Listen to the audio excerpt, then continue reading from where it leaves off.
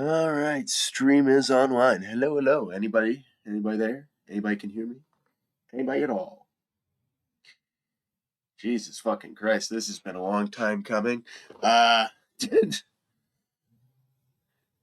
shit, before I lose my train of thought, sorry, to anybody who's been following along with this series, expecting to get an episode sooner than now. I was just kind of right now working up the courage to even hit the stream button because it's been so long. Because I'm kind of embarrassed. November turned out to be a busier month than it had any right to be. I don't even know how to begin to explain myself. Let me just make sure that my audio is coming through.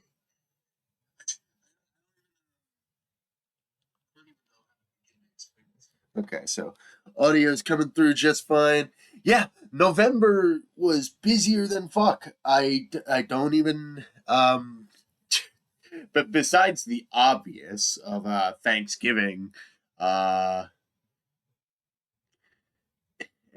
all the family stuff that comes with, there wasn't really a family drama around my Thanksgiving, but it was just a busy time, and then just everything kind of before that was just compounding up to that moment.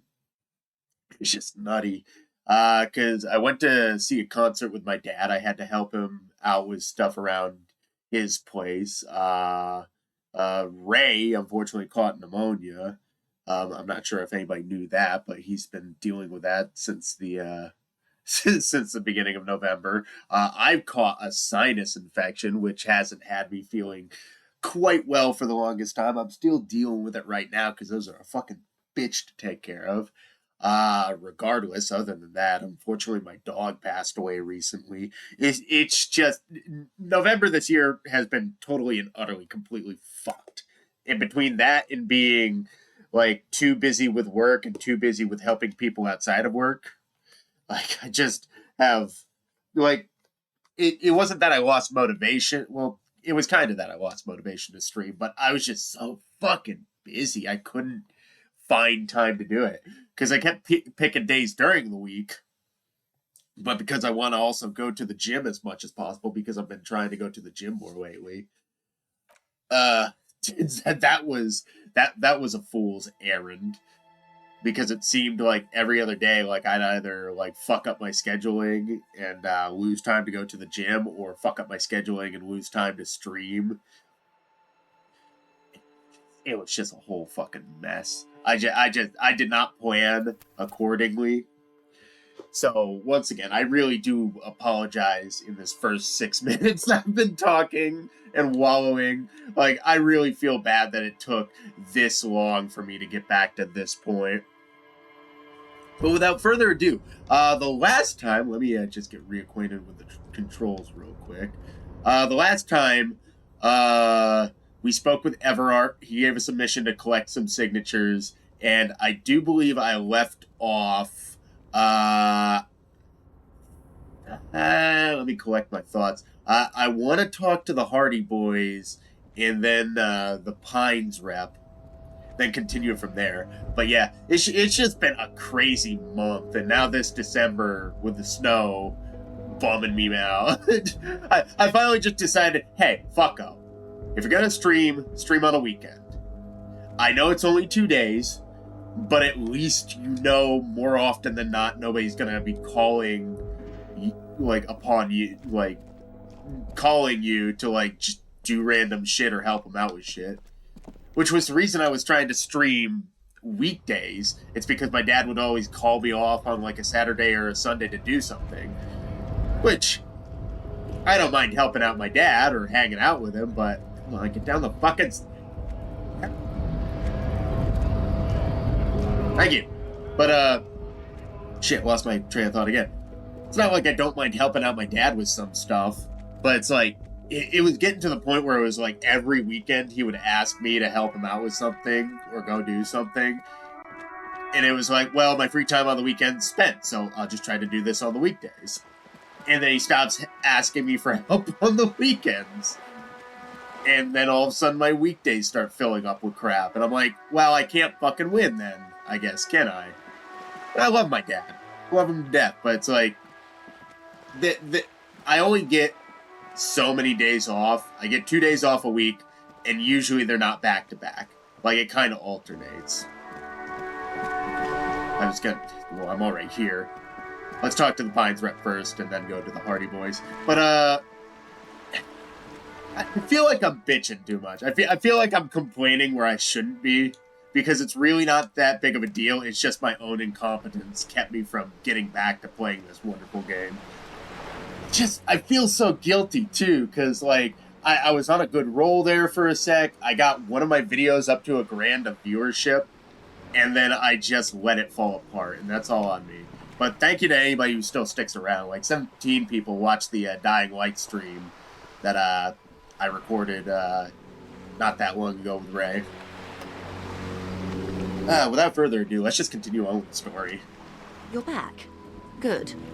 What can I help you with? So I've been dealing with Everard again. She's not even asking you anything. It's so easy to just say. He asked me to open a door. A referral, you mean? I take it this was for someone in the RCM. Don't answer that.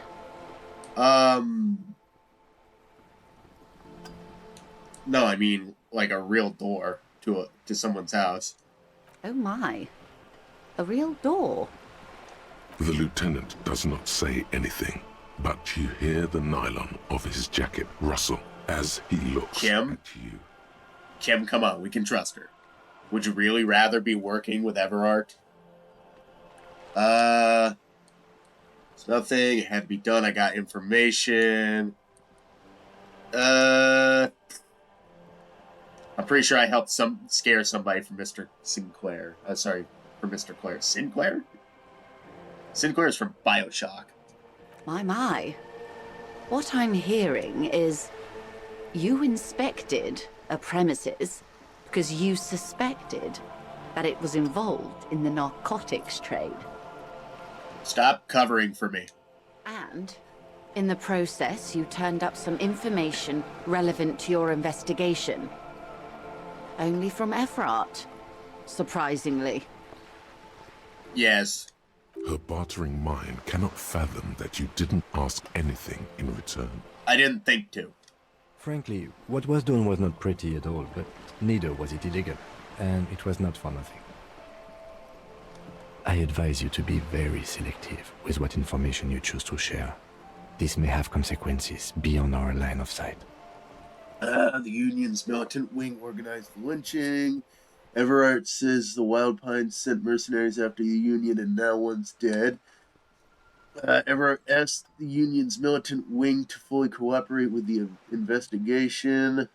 I told him about the mercenary. He didn't seem too worried. Let's start with this one. Seems like the most important kind of quirk. Is Everard doesn't seem to give a shit that his men are about to get lined up against the wall and shot. So let's start here. I told him about the mercenary tribunal. He didn't seem too worried. Brinkmanship or saber rattling? Was he surrounded by Union men he wanted to impress? No, his fat ass was sitting in a chair all alone. No, it was more like he wanted things to get worse. In secret, of course. We were alone, and he seems very sure of his ability to keep things in control. He wasn't trying to impress anyone. I think he wants things to escalate. Yeah, like legit. I don't think...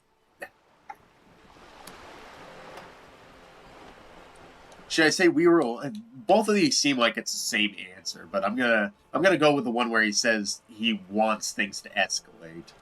Or he wants you and me to believe he wants to go to war.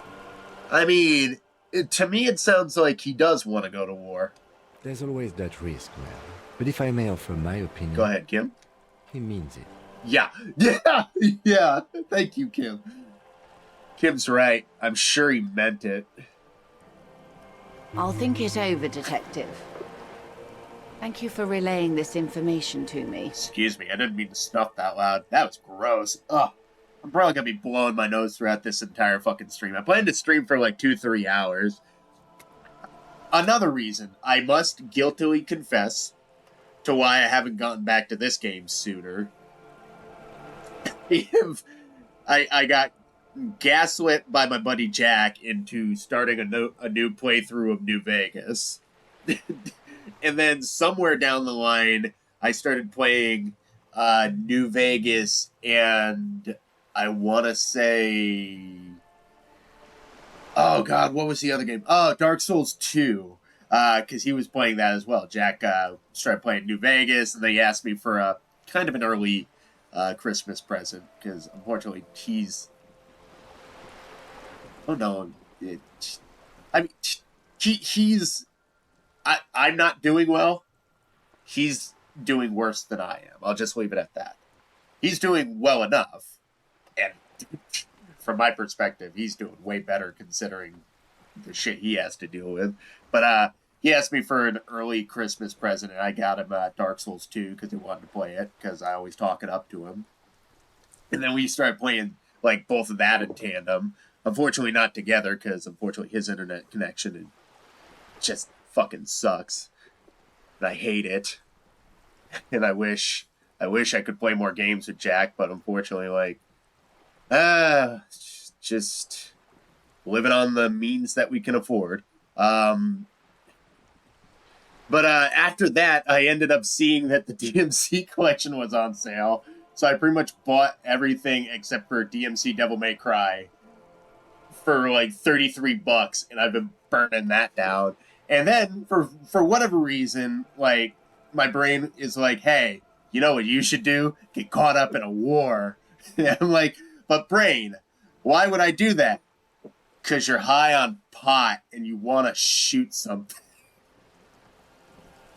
So I just, like, end up getting high playing Call of Duty Modern Warfare, the first one, and then passing out.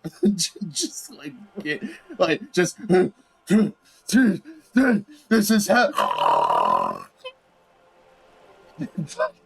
This gave her pause. She's pensive, suddenly. Hard to say about what. She just realized that some dumb fat fuck is trying to get a bunch of people killed. Have I underestimated the Union's ferocity? She has to ask herself by now. Yeah. But enough waffling. Let's just continue on with the game. But yeah, I've been super busy and super distracted lately.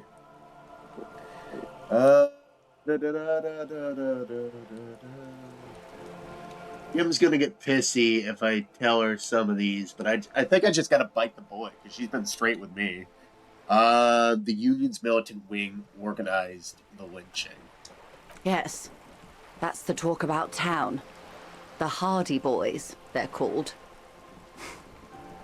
Find the name rather amusing, honestly. Yeah, and I gotta go talk to them after I'm finished up with you. Everard says Wild Pine sent mercenaries after the Union, and now one's dead. Misinformation. This is all because we haven't shared information on the lynching yet. See? Already the adversary uses it to their advantage. Don't let him.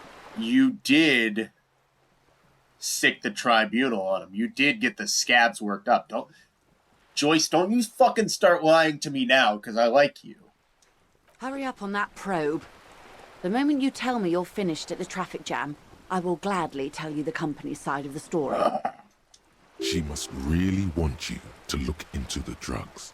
Otherwise, she'd tell you. She was worried for a moment that she's overplayed her hand by not sharing info sooner. Then she settles down, curious to hear more. Empathy? Thank you. But after what happened with Clausier last time, I don't know if I can trust half of you. Everard asked the Union's militant wing to fully cooperate with the investigation. How benevolent. Thanks. Hopefully they'll help you sort this whole business out, if they haven't already. Oh no, it's not going to get sorted until we figure out what the hell is actually going on here. While we appreciate your assistance, ma'am, I'm afraid we can't discuss the specifics of an ongoing investigation with you. Kim? That is only fair.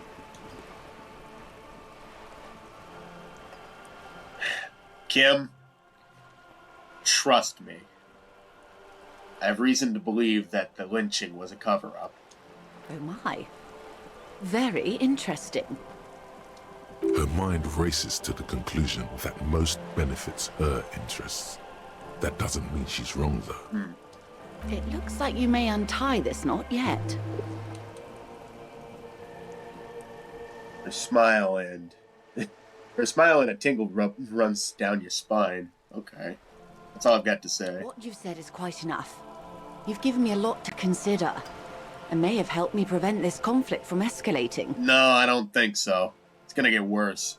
If you tell those mercenaries, people are gonna fucking die. Just be careful. He asked me to deliver an envelope. Sounds like he has you running errands, Detective. Yeah. A well-established dominance ritual. Where did he have you deliver it? Nameless settlement down the coast, nearby. Ah, yes. I've been meaning to go there. With longing. Clear and simple longing. Strange. Why does she want to go there? Quite fond of the village, aren't you? I should be. In my youth, I had a brief dalliance here in Martinez. He was an older man with impossibly broad shoulders. He's probably dead by now. Even his shack is long gone. Not that it matters. These buildings are all carbon copies of one another. You been to Martinez before? Yes, I was slumming it with some girlfriends of mine. We had boats and... Don't hold it against me. My paramour certainly did not. Sounds like you missed those times. Not overly so. It's not like this was the only place we visited. Me and my girlfriends from Azon with our shiny boats. Like reavers. We told ourselves we were the worst thing to happen to the coast since the Coalition landed in '08. Imagine. That's cute. Well, Everard says he wants to build a youth center here for children in Martinez. A youth centre with Edgar Clare's statue on top of it. Yeah, probably. Go ahead. Help him. Make it so. I have no power to stop him. So you said you can't buy the place? Yes. I'm sad I'll never have the time, Detective. I've always wanted a dilapidating fishing village. I don't know if you're being sarcastic. She is more defensive about it than usual. Full of ghosts and ancient memories. Has this errand yielded you any information? Rather talk about something else for now, if you don't mind. Of course, Detective. You can always drop by later, should something come up. Now, what else can I do for you? Of course. Anything to help. Try not to... Sorry to have been the bearer of bad... Let's quick save again. Well, let's save again. Because I'm a scummy shave shopper. You're back. Good. What can I help you with? Not an umbrella, I hope. I don't need one myself, you see. She pats out her raincoat. All around you, rain keeps falling down.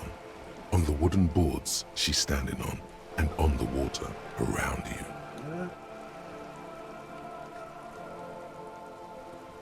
Hey! Neither do I. Pat my similarly wet cloak. That's awesome. It's because I have the fucking detective's jacket on. That's cool. Very rugged. Good choice. Now, I suspect you had questions. Nothing like talking to pass a rainy day. Am I right? Yeah. Let's see if I can pass this check now. It's probably gonna fail. More lessons in basic reality? Oh, I can't conceptualize it. Go ahead. Ask me anything. Should I spend a point on conceptualization?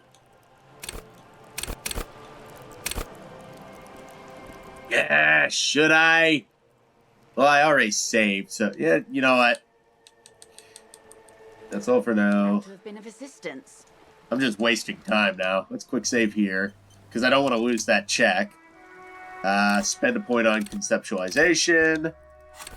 Let's see if we can pass this You're check. back. Good. More lessons in basic reality? My favorite part of the day. Fuck! Strange, it's on the tip of your tongue. A doubt of so.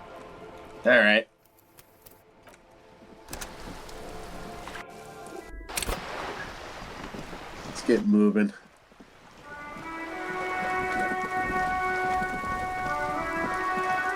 So, time to talk to the Hardy Boys real quick. And then I'm going to try to find the place where I have to get these signatures. I think she's talking about rain. The rain's only barely just started.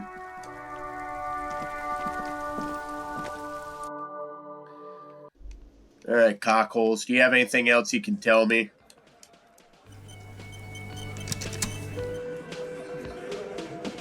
It's you again. What is it?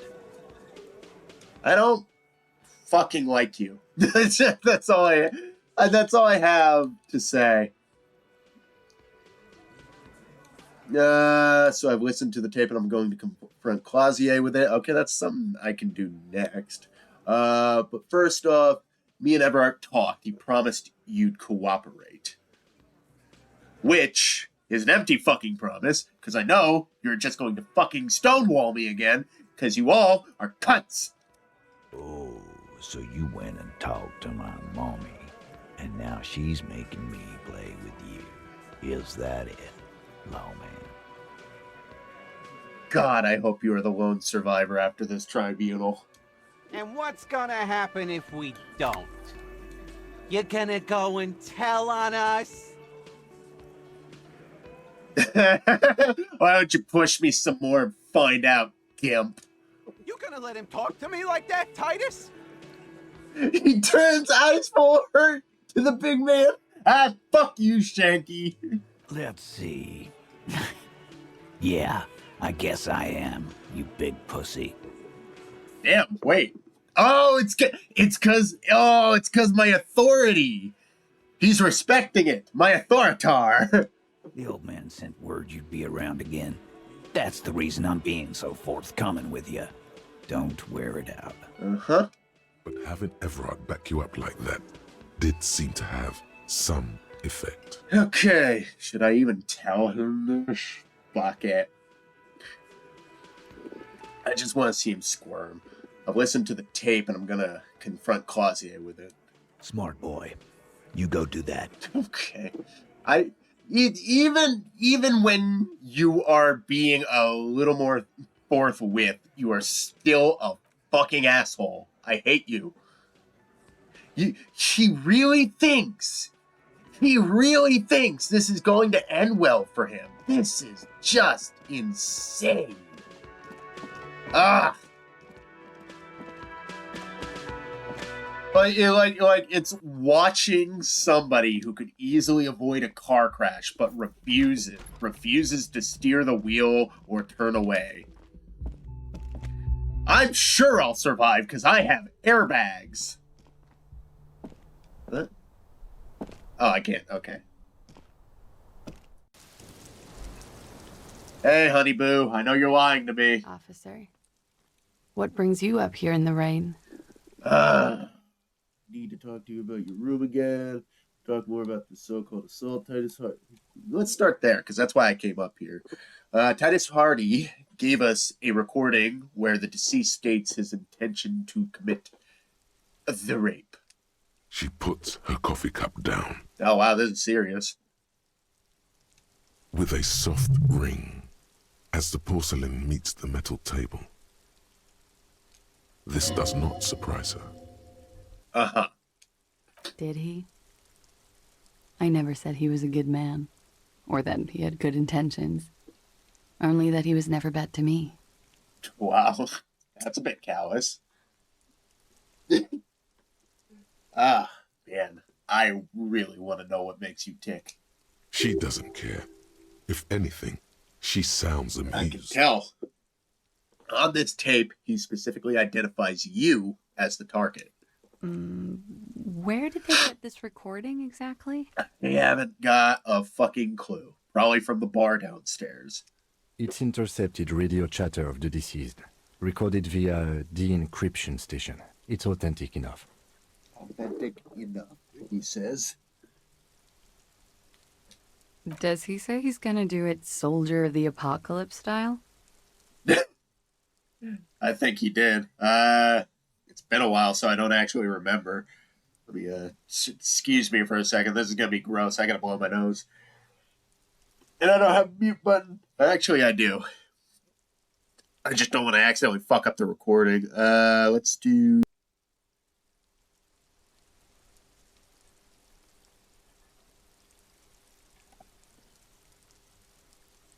How was that?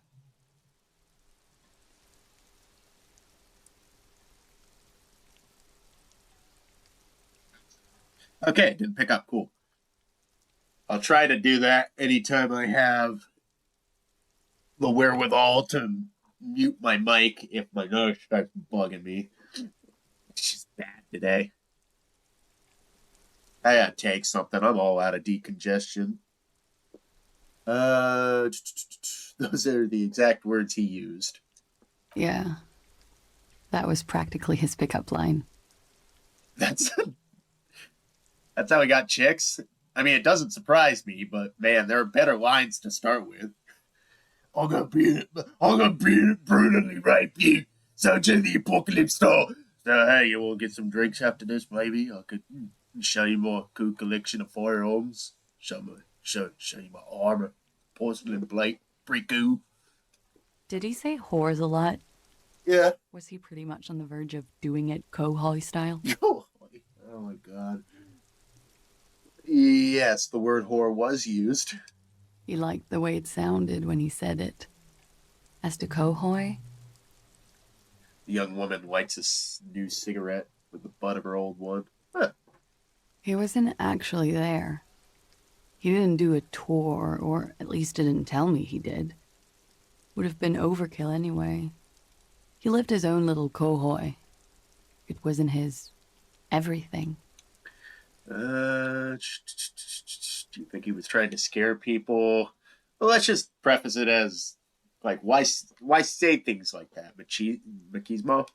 Yes, was he bragging? even Kim stuttered at that, just like, what's the fucking point? Like, it makes you look like a monster. I need to know. Oh no, I'm pretty sure he did all those things. Then integrated them into his idea of normalcy. To keep on living. Until they just sort of turn into his, what's the word I'm looking for? Persona, coping I'm gonna go with persona. Running joke. Oh. I was gonna say running joke. And it sounds like you didn't even get the good bits. Lely's punchlines got way, way funkier than that. He was like the Seminoles conflict, the Kohoi massacre, and the 36 famine in Yezut all rolled into one person, then cast in Orani's ceramic armor, which he wore in bed and in the shower. He never took it off? He fucked you while body armored. That's probably the most bizarre kink I've ever thought of. Just like, hey babe, I know you work for a security company. Put on your security vest and put on your gun. I want to fuck you in it. When he said he was done, and done mentally, it didn't sound like a joke. It sounded like a deeply troubled man. Yeah, thank you, empathy. Hold on. He said he was mentally done. That sounds like a broken man to me. Well, maybe I pieced him back together with my magical personality. I don't think so. I think you're just two broken people finding ways to put each other back together. Not a bad thing. Even with a psychopath like that, I'm just happy you're not the one hanging from that tree. Even though, actually, I'm still trying to figure out whether you're just the femme fatale that shot him in the fucking mouth. I don't know. I don't know. I don't want to trust you because I know I can't. Weren't you afraid? You like this kind of stuff? You spent time with this person romantically. Yeah, actually, even though I know she's gonna lie to me, I want to see if there was feelings involved. We're all scraping up any happiness we can find, officer. Going around with our little scouring sticks. You, your first love, Mr. Kohoi here. Did he tell you he had actually done any of those things? He and Martinez, I mean? No. We were too busy laying waste to our own nervous systems to direct any of the fury outward. He seemed happy, I guess. At ease. As much as a man like him could be. What kind of man was he? Before you go, ask for details. She seems okay to talk about it. Thank you for clearing that up, miss. Whenever you're ready. I'm interested to hear what Titus Hardy has to say now. Well, I want to see... Yeah, I want to see what she knows about... Oh, what's his name? Ellis? I think that's his name. I can't... Like, some things I can't remember, but some things stuck in my brain like nothing. She takes a very small sip of her coffee and smiles. Need to see your room again. Now that you've had some time, can you tell us more about the victim? Like, for example, his name? Oh, did I never ask her? Well, I must admit,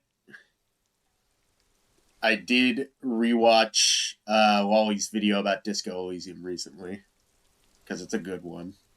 And, like, the best part about detective stories is always the mystery. But me personally, like, I always enjoy the journey more than anything. So, I'll admit, I did spoil myself on the ending. If you want to stop watching, I understand. It's no longer a blind playthrough or a mostly blind playthrough. Actually, officer, I didn't know his name. I just called him Lely. Lely? A nickname? I guess. He came from Lelystad. It's short for that. And it was his army name, apparently. He said his real name wasn't his. I tried to pry it out of him, but it was no use. Lelystad. That's a good start. Lieutenant writes it down in his notebook. We have a few questions you can help us with. A few things a field autopsy alone can't answer.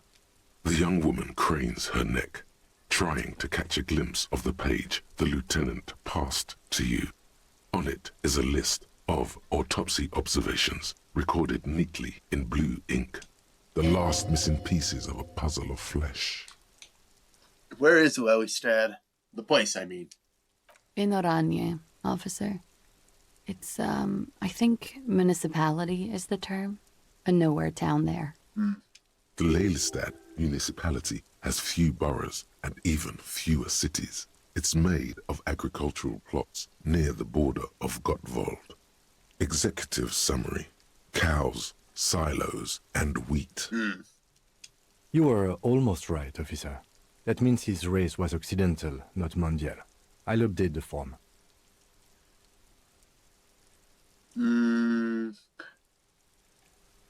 Oh, okay. So, okay. All right.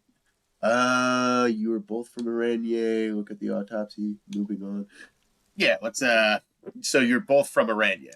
Yes. We were compatriots. Did that bring you together? In a way, probably. No. He was too old for that.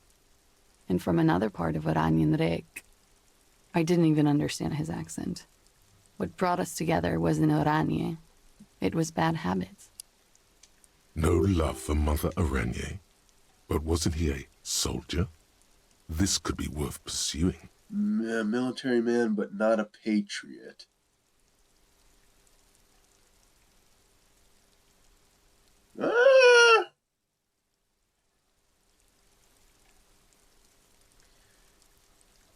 I don't want to ask this because I think it might be a waste of time, but if I can get some backstory as to like what his mindset was, let's go for it. No. He left the National Service after they taught him to do what he did on Seminine. He wasn't the flag-waving kind. He was the making money, killing people kind. Okay. He was by no means a stupid man. A people person. A small platoon leader. Certainly not a patriot. You don't seem like much of a patriot yourself either.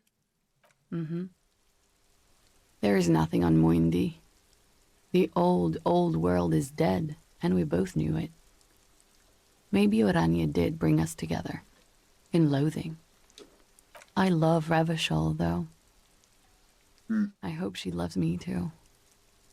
Well, seems like this city's willing to take all the broken and battered people and just give them a place to stay. How old was he? He was 42. Okay, nice. 42? Are you sure? I would have had him above 50. He had many scars that made him appear older. But no. We even celebrated his birthday, like, some weeks ago. It was a funny 2 days. He had little reason to lie to me. He just turned 42? Goddamn. Looks like you were right, officer. The lieutenant taps on his notebook once as though assigning some kind of point. Points are good. Have one, you old dog, before we all die.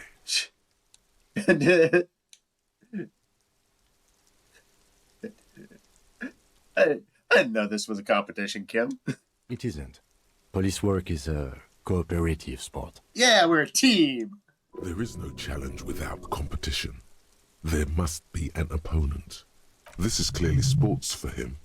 Something like archery or darts. It's still about getting hits, right? And not missing. Then the competition is against the world.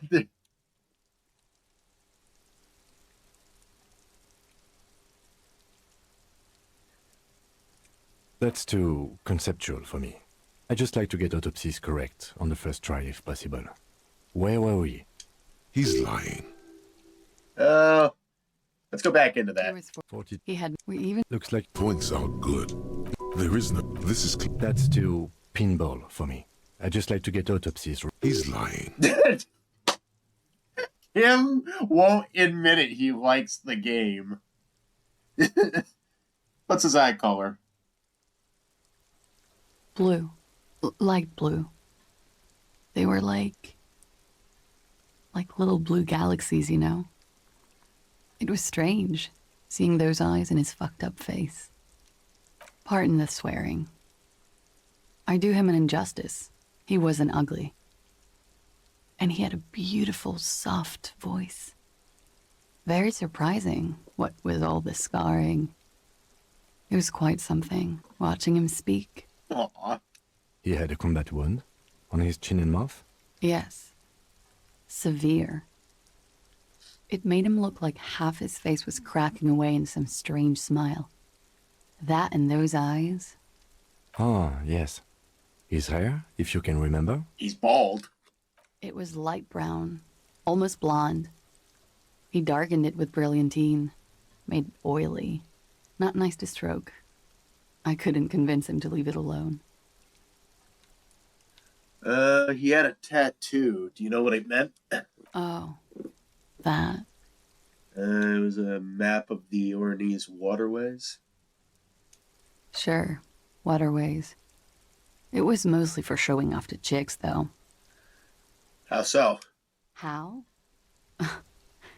Imagine him lying in bed. Freakish musculature laid out on the sheets. Scarred, of course. Tattooed. The sheets are dirty for some reason. Gross. Is this Oranese lit? This is Ornese. What? Yes. This is the very essence of Orani's lit. A moment's respite. Dark and hopeless as the struggle itself. Huh. He's smoking and drinking, of course. And his chest and shoulders and arms are studded with stars. Tens, hundreds of them. Maybe even thousands. And the woman goes like, "What was this, baby?" And he says, "That was too hardcore. Don't ask me about that." So she goes, "Okay, but what's this, baby?" And he's like, "Saw some bat shit there. Killed some loincloths." And so it goes. Star after star, port after port, third world country after third world country. And he's done horrible things in every single one of them. You were the woman in this? Oh, yeah. Can you tell us precisely what these mean? No, thank you. I've seen enough of him dead. I can tell you what they meant without looking at them. Oh, Go on. He was a blue-eyed boy with thick arms, from a small town. He was also poor, and the government of Orania needed some people killed, so they turned him into a grotesque killer. For money. He went to Killer Academy in Vredefort. Then he killed some people on the Semenine Islands. And on other islands, too. All of the islands. After this, he came to Revachol and got killed himself. not a very fun story. It is when you're high. It can be very exciting then. You have the tools to deal with it. It's not a very nice story to remember when you're sober. A change of topic? Sure.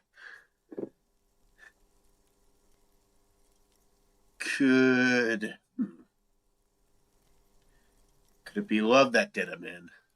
It very well could be, yes. What do you mean? What do I mean? I have no idea. I don't even know what you mean. Love did him in? What does that mean? Schizo Harry's taking over again. He told me love did this to him. That's not funny, officer. I know. Her voice is like a slash through the air.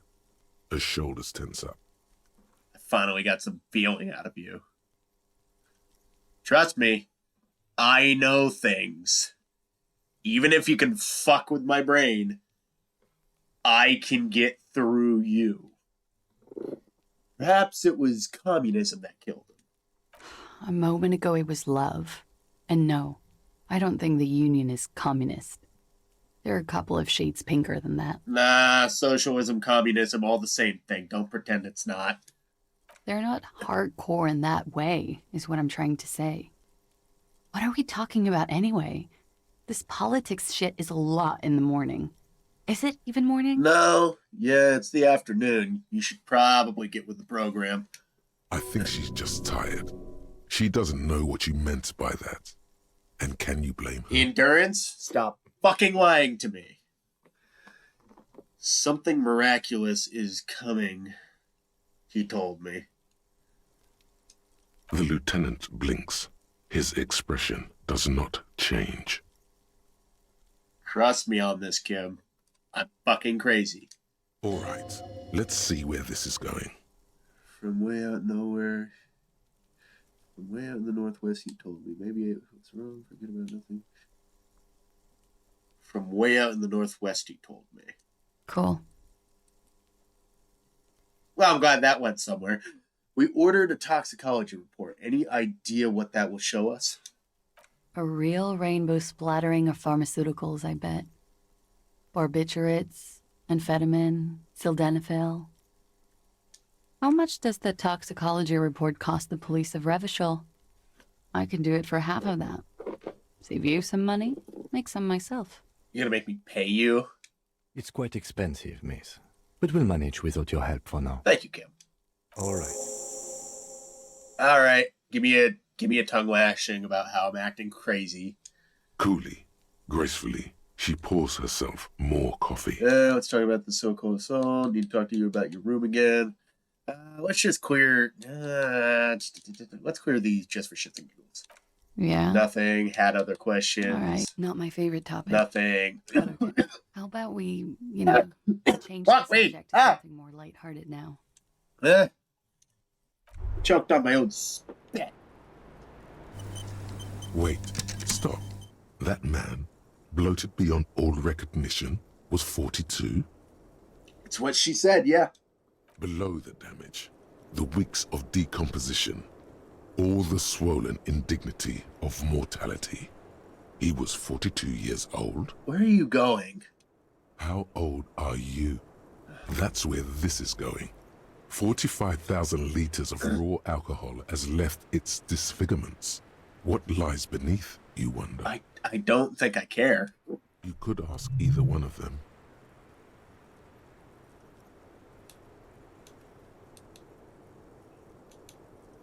Kim, how old do you think I am? Huh? How old do I look? How old? 58?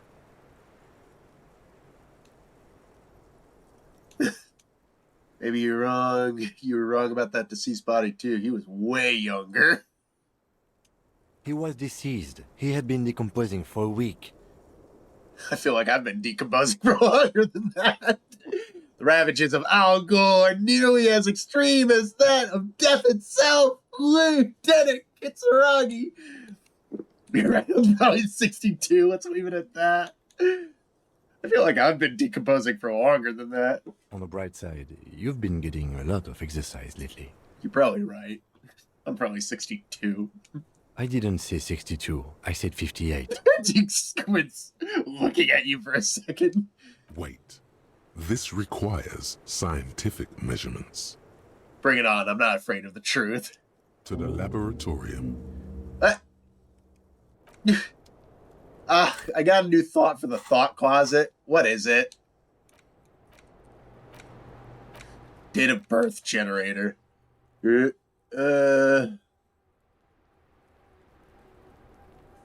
So what, I can guess people's ages, I'm guessing? Thank you for selecting the door. I legit love how, like, Harry gets, like, self-conscious for a second. Hey, Kim? Am I old? Or do I just look old?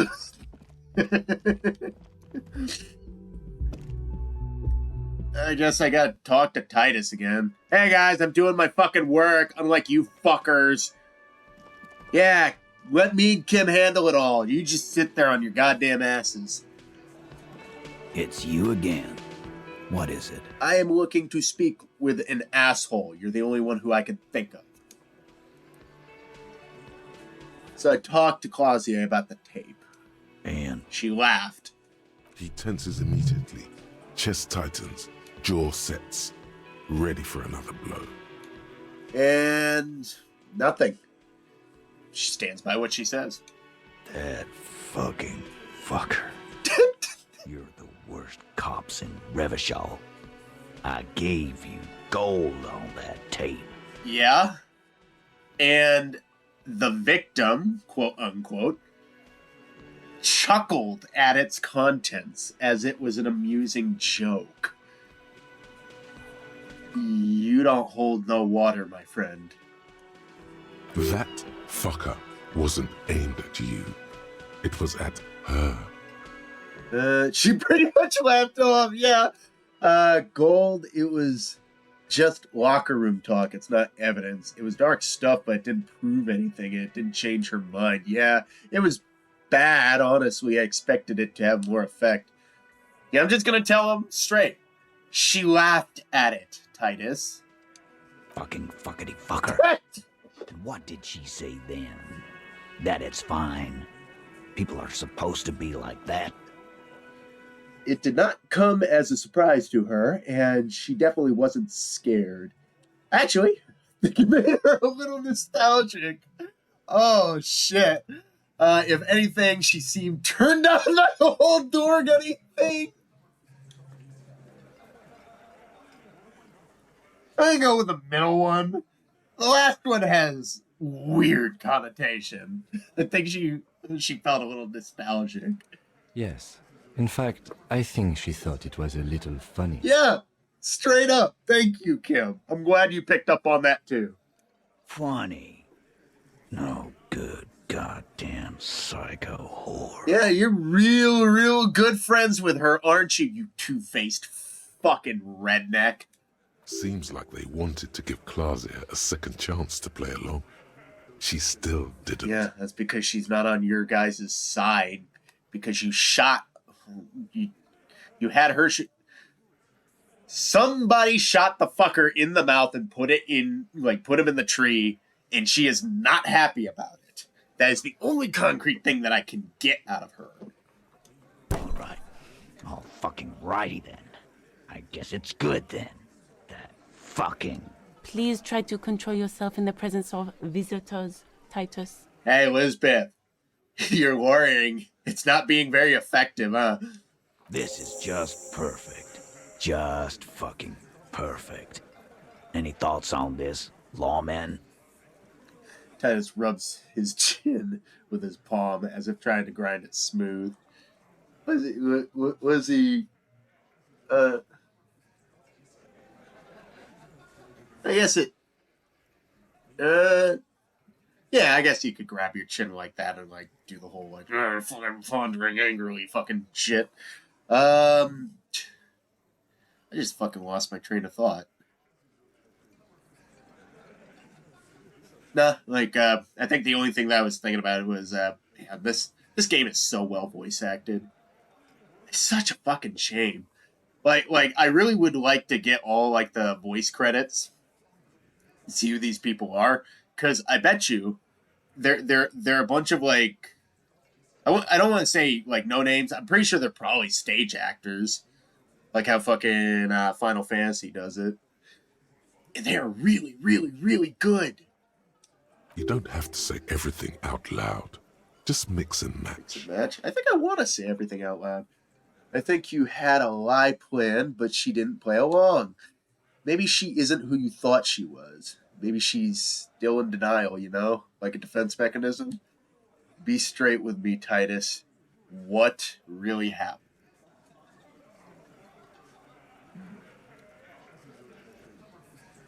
Let's start with the beginning. I think you had a lie planned, but she didn't play along. I ask for your opinion, not a bedtime story. Tell it to your grandma.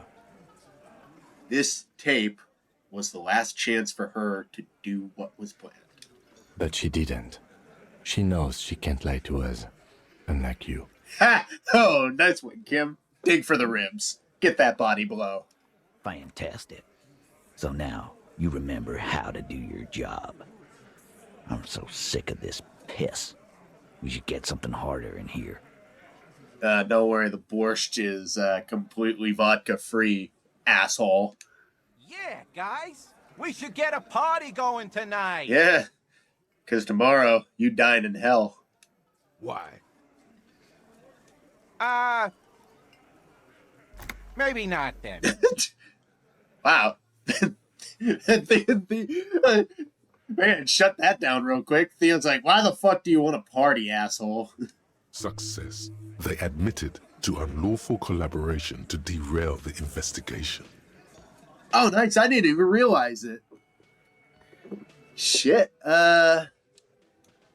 She isn't who you thought she was. Is she still in denial? You know, defense mechanism. I don't think I need to cover these last two. Be straight with me, Titus. What the fuck happened? I already told you. We fucking hanged him.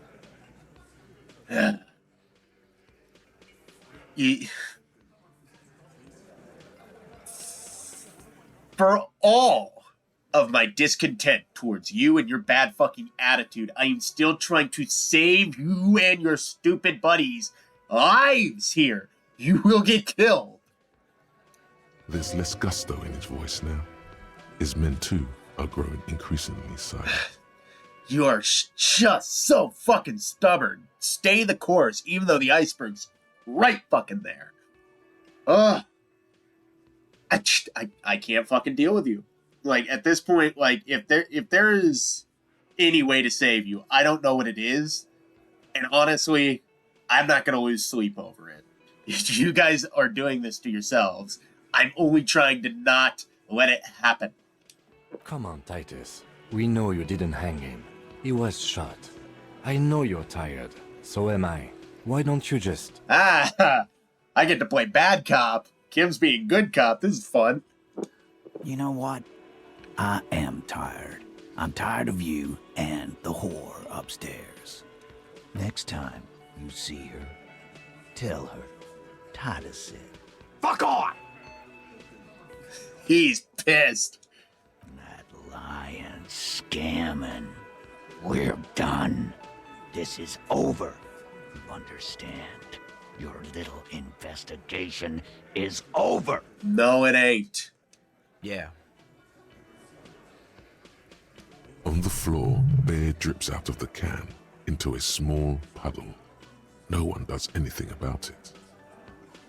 What is this quiet funeral shit?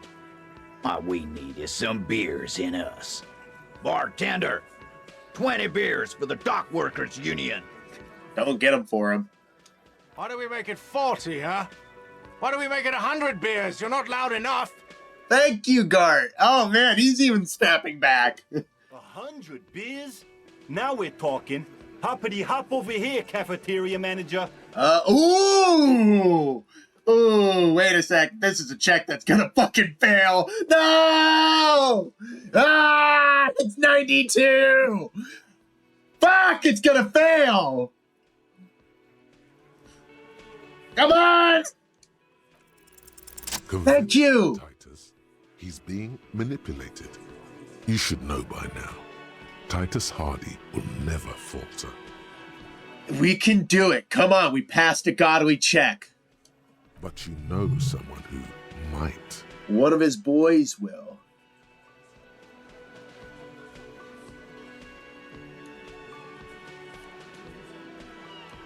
Fat Angus, the powerful guy, Mr. All Muscle. The time has come. Put him in the I know this isn't gonna happen on camera, but I like to think that like as soon as Harry like realizes this, there's just like a cartoonish like bell, like it just dings off a light bulb above him, and then his head just slowly creaks to the right and stares straight at Angus in the background, just like, "Hey, buddy, we haven't got an official statement from you yet. Let's chat." Just remember, it's about more than Glacia. It's about these men and Martinez, their district, their responsibility. Outside, in the midday sun, ruins. The pavements are cracked and the benches peeling. Newspapers blow in the wind. Oh, that's it then. Case closed. We're going, Kim. Huh? He'll get it. Go on. Write it down, Kim. In Martinez, they just kill you because they don't fucking like you. Got it. Kill you because they don't like you. Uh-huh. All because... Because you work for the wrong people. So what was the hint? Just remember, it's more about Clausier than it's more about these men, Martinez, their district, their responsibility. Because you're a foreigner, because you work for the wrong people, because they like killing. I want to go with the third one. Because I want to go with the third one because we've officially scrapped the whole Clausier was raped angle. I don't think it's really effective to say it's because you work for an opposite outside force. I just want to say it's because they like killing. Let's start with there. Yeah, we liked it. It was fun, wasn't it, guys? We had a great time. It wasn't for your fucking entertainment, Dennis. Cheat. Ooh! Ooh! Ooh, he slipped! They kill you because they think it's funny. Uh-huh.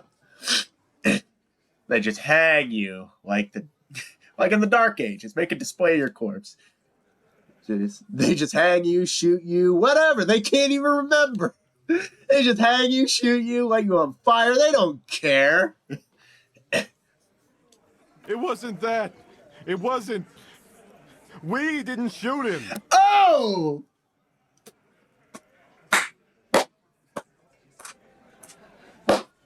Yes! That's it. That's the weak one. You flushed him out. Now go in for the... Titus is gonna body block me, isn't he? Officer, you will be next if you don't shut up. Oh yeah, Theo? Firearm. A Glass 08 or a 38 caliber pistol. Either is small enough for you to have missed. Shit. They're armed. He's onto you. He knows what you're trying to do.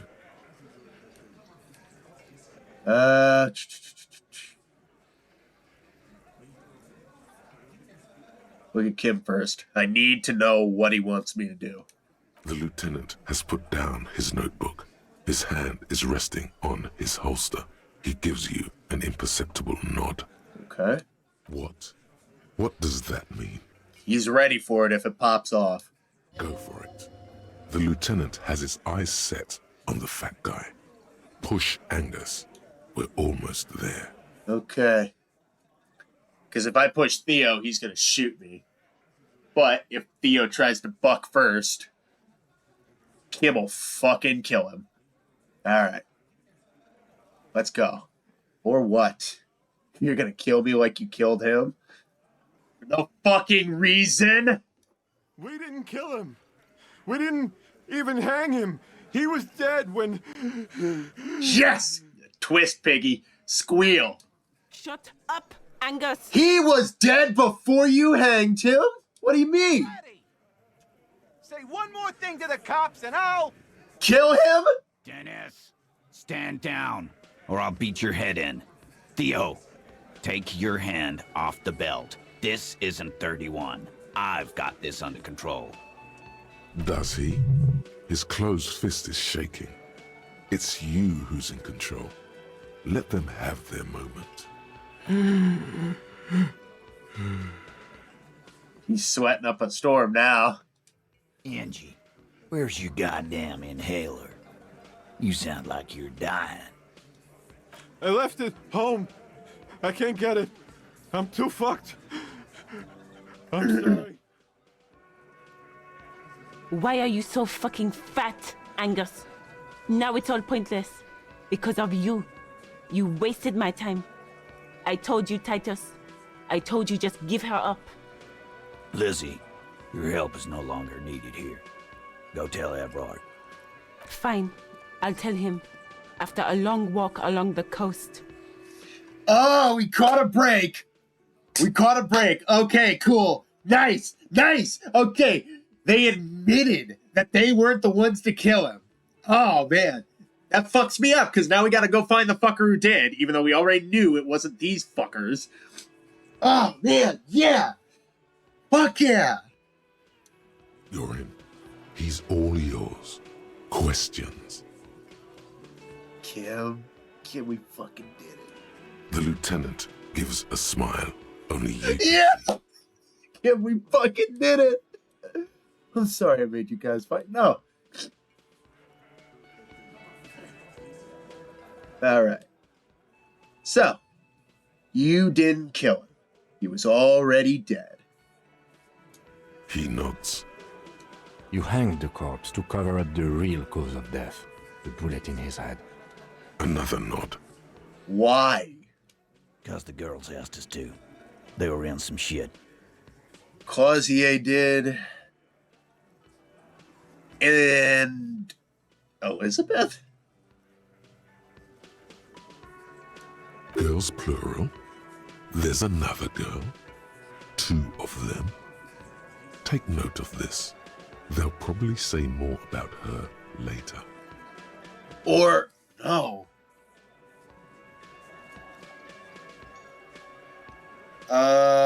The driver. The driver, right? Because we still haven't met the driver. I don't know if it was implicitly said that she was a lady, but the driver. We still haven't met them. I think it was intimated that she was female. I said that so scientifically. So Clausier and the driver, can't remember their name right now. If it was even stated. Why? Why any of this? Did she kill him? There's always a possibility. I still think Clausier might have done it. Cop, I have no idea. The girl says she didn't. Okay. He doesn't think she did. Or at least he hopes she didn't. Wow. Wow, we finally broke through. They're being incredibly forthcoming. Oh, I got a text message.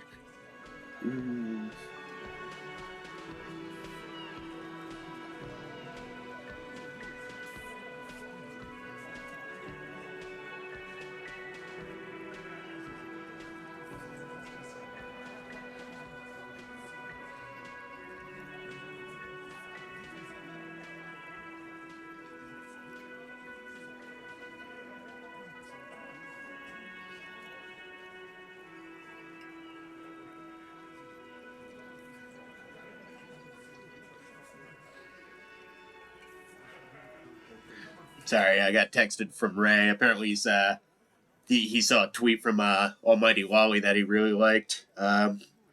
We actually read this off real quick because it's actually a good one. Is that tweet longer? You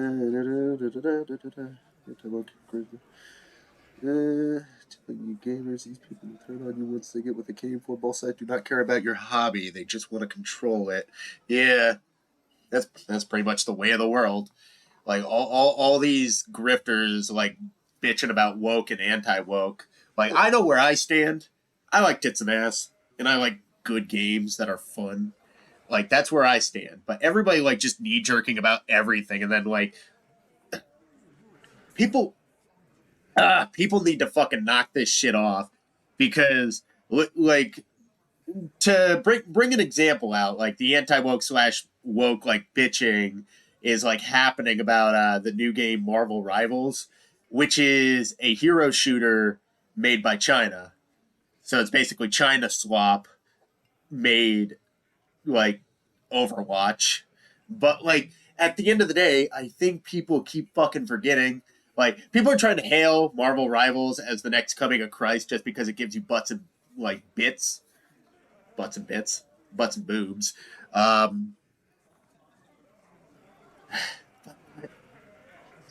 China is the one that created DEI, ESG, BRICS, Bridge. Like, China is the one funding all those things that are censoring everything here in the West. And then, conveniently, they come out with their own alternative. They come out with their own alternative with all the boobs and butts you can ask for. And all they ask you is to buy into the microtransactions, pay all your hard-earned money into the fucking corporate machine, and don't question why we're the only ones who get to do this shit, and everybody else, for whatever reason, isn't allowed to. They must adhere to ESG guidelines, but we don't. We don't have to. Why? Because we're the ones who fucking made it, you fucking idiot. Stop shilling for fucking China swap and stop fucking buying games and pretending they're the second coming of Christ when they're not. Like, I don't mind people buying these games. I don't mind people playing these games. But be honest with your fucking self and actually look at what you're being given. China literally funds the thing that has fucked up games over in Japan, over in Europe, over here in America, all across the fucking globe. They have funded the very thing that is making games worse. And yet, when they release a product that doesn't have any of these hindrances, nobody stops and says, hey, what the fuck? Like, seriously, guys, just use your fucking brain. It's fabrication. These are hollow items to be worshipped. Like, they're literally hollow idols. Like they create the problem, and then they fix the problem they created. You don't see that? It's just, it hurts me. It hurts my soul. That bunch of, like, these fucking Zoomers are coming up, and they're, like, so starved of boob games. They're like, China gave me the thing I wanted. I love China. China caused that. No, they didn't. But they did. No, they didn't. But they don't like the squirrel chick. Okay, fine. It's just tiring. It's just a big back and forth that never goes anywhere because people are too stupid to realize that they're being used. I'm done waffling, though. Let's get back to the game. What happened Sunday night? Classier came down. She seemed really out of it. Drugged up, even more than usual. Bug-eyed and gurning, you know? Not in a fun way. Huh? It's probably after he shot the fucking soldier in the face. It looked like she'd redosed after something went down. I've seen that look before. She was scared. I knew someone had died. How did you know? I've done this job for 10 years. I've seen it before. It's the politician in the motel room with the dead hooker scenario. Only in reverse. Wow, you covered up Everard. I'm assuming he covered up Everard, like, fucking having a dead hooker in his hotel room. Good analogy, boss. You don't get to talk yet, Shanky. You're still on the bench. And you keep taking it easy too, Angus. He really loves his brother. That's the only good part I can see in Titus. It's the fact that he really cares about his family. Doesn't help that you basically got him into a situation where he is going to die, retard. But I digress. What happened then? We went upstairs. Sure as day the merc was dead. There was a bullet hole through the window. Fucking dirty sheets and bottles everywhere. Ugh. Well, at least I'm not the only one who is weirded out by the bed sheets being completely nasty. He means they'd been fucking? Yeah. Keep up, rhetoric. She fucked him and then she shot him in the fucking mouth. Wait.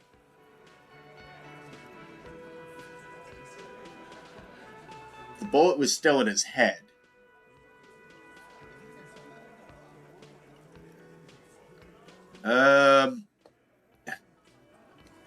Actually, let's think about this for a sec. Bullet was still in his head. He got shot in the mouth. Why is the window broke?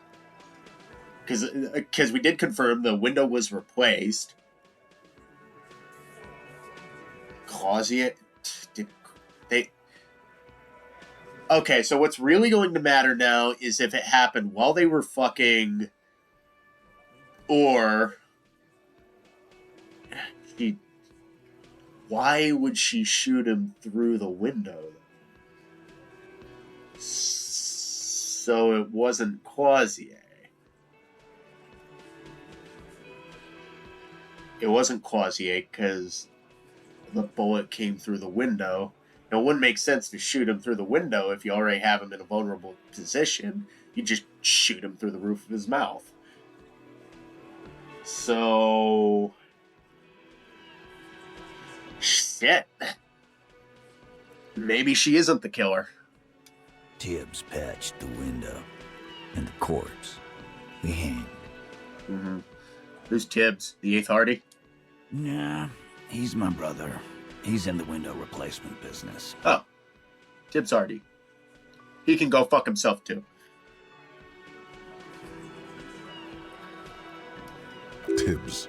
That's short for... Short for Tiberius. Yeah. Good man. See, we can almost get along. If you weren't such a fucking prick. Bet their father's name, Atticus Hardy. Lucretia Hardy would be their sister. Anyway.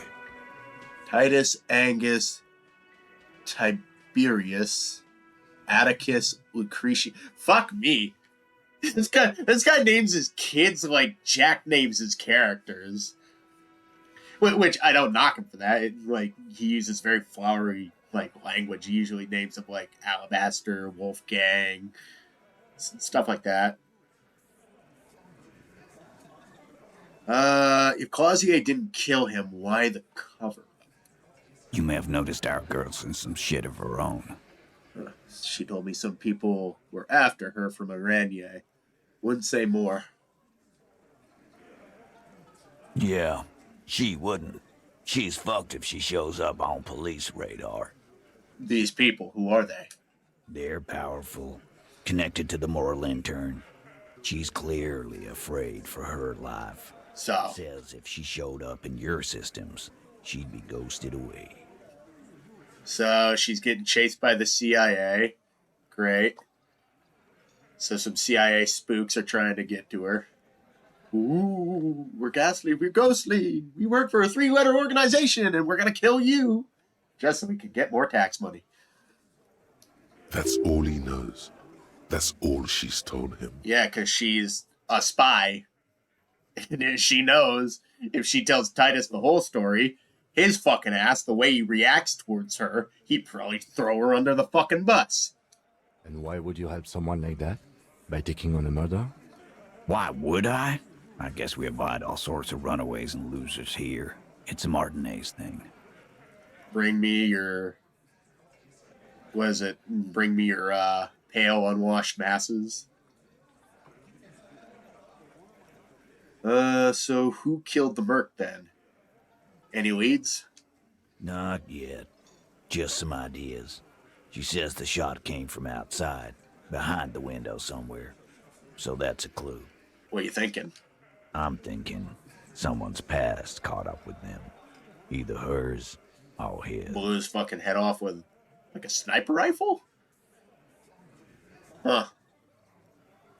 Hers, you mean? His too. Don't discount the fact that this guy is a violent merc, Kim. Somebody could track him down. I mean the people after Klausya. Maybe the shot missed. Maybe it was meant for her. I don't know. Seemed pretty intentional and personal to shoot a guy in the mouth. I like that. Been thinking the same thing myself. You had ideas about his past too? I do. One of those mercenary buddies of his could have done it. They got guns, training, years of bad blood, probably. Or it could have been someone else from Crenell. I don't know. They seem pretty tight. I don't think the mercs would do each other.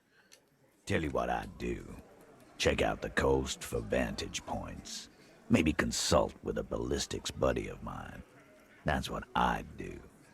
If I wasn't too busy doing this clown dance with you. The only reason we have to do this fucking clown dance in the first place is because you weren't being straight with me, Titus. Now that we have everything all out in the open air, maybe there's a chance for some healing to be done before you get the fucking bullet straight to hell. Whose idea was it to hang him anyway? Hers? In a manner of speaking. Remember the two girls? He may be talking about the other one. Driver. Earlier you said the girls asked for your help. Was this the other girl? That's right. It was her idea to hang him. I liked it for political reasons. It sent a good message. Oh, you're such a piece of shit. I'm not gonna shed any tears if you get biffed. God, my fucking nose again. Give me a sec.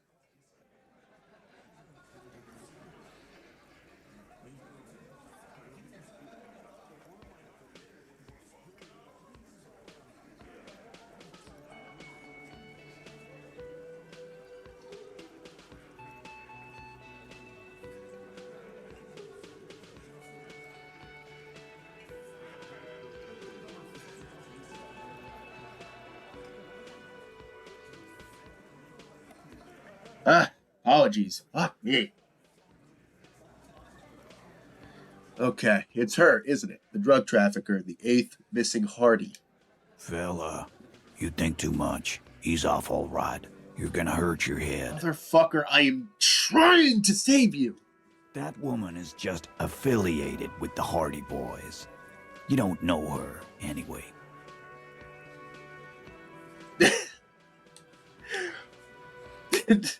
That's not... You know, it's okay for there to be a Hardy girl, Titus. No, that's... fucking Harry. Understood. Can you tell me anything about her name, current location? You're gonna stone... You're going... Oh, fuck it. I'm gonna ask this one. You're gonna stonewall me if I ask for more information about her, aren't you? Glad you understand that. Ah! Fuck you!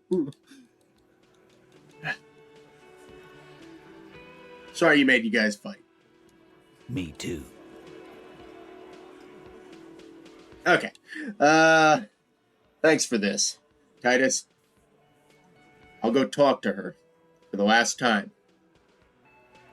You do that. Hey, cop. Before you go... Suddenly, the wind picks up outside. You hear it rattling the large windows in their frames. It carries newspapers, circles the whirling in rags in a warm column. She, Klausya, came to Martinez to hide. Many of us did. This is where you wash up when there's nowhere left to go. The Union takes you in. Now, she refused that protection. But But you would still prefer if we didn't take her away. That's right. If we didn't take care of the people who end up here, this place would just be a couple of ruins and some cargo containers. Kind of a poor time to be waxing poetically, Titus. But if she's not guilty of anything to get that man killed, and if she didn't do it herself, I see no reason to punish her, even though she was obstructing police business. We'll take that into account. What do you think, Kim? Everybody deserves a second shot at life, right? Is there any way to get in here yet?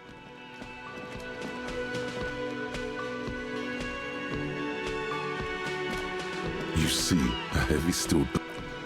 How do we get in here anyway?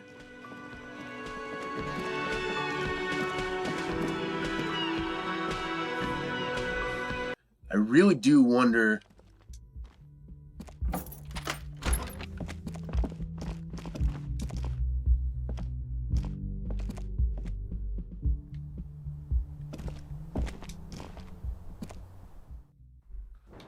So, what's this door actually? The same small, heavy door. No lock in sight. Where does this lead to? I don't know.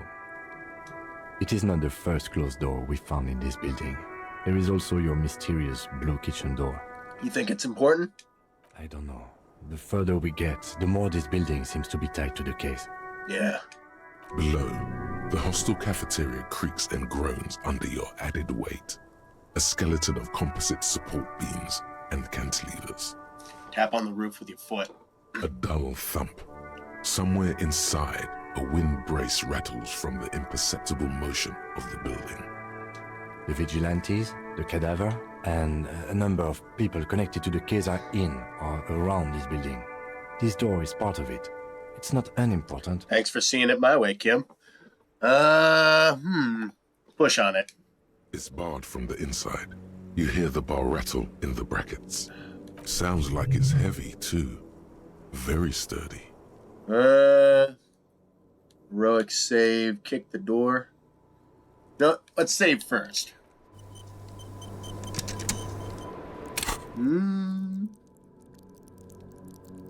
Because that'd be physical instrument, right?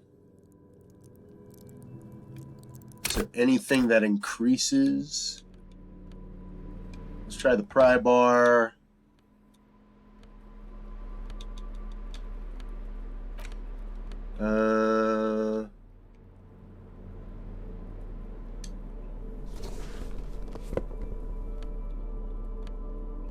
I want to see if I can get that door open, but I doubt I'm going to be able to.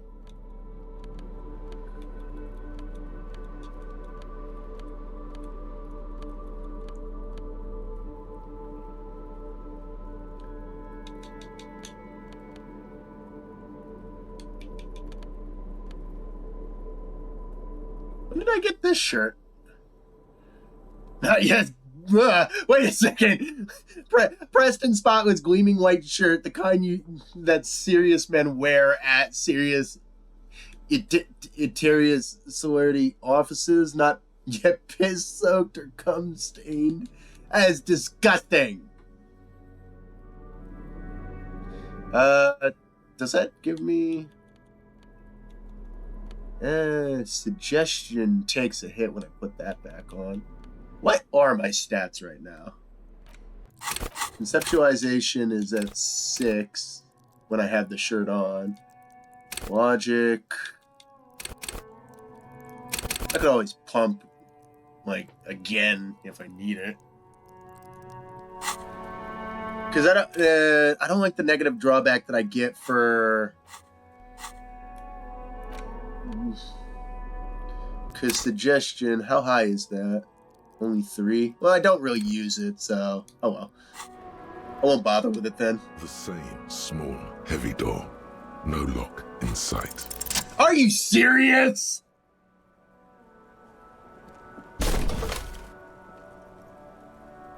Something cracks inside. It is an unbelievably satisfying sound. Wow! A 17% check and I pass. This game wants to drive me nuts. Nice. Thank you. Sounds like the property damage wasn't in vain, at least. Would it hurt to look in? I thought it was an aces high moment, Kim. I don't know about that. Damn.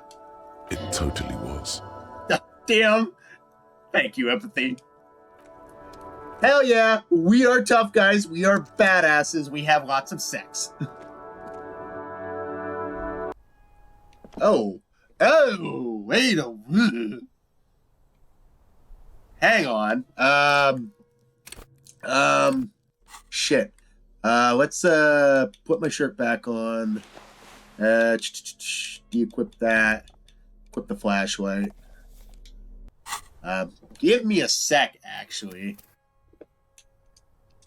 I really need to use the bathroom. Forgive me for leaving after we just busted this fucking door down like a badass pair of motherfuckers. I will return in a moment. It's probably going to be like 5, maybe, probably not 10, like 3 to 5 minutes. Get back if you need to, if this is on YouTube.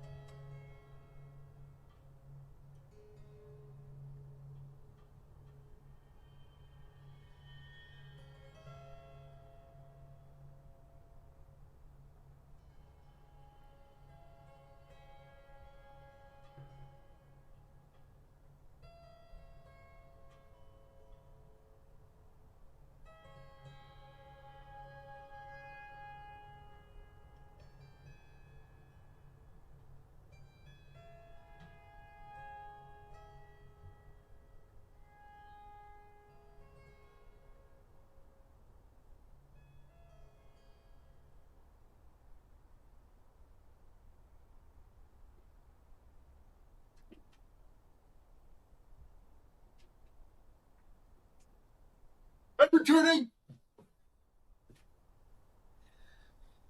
Yeah.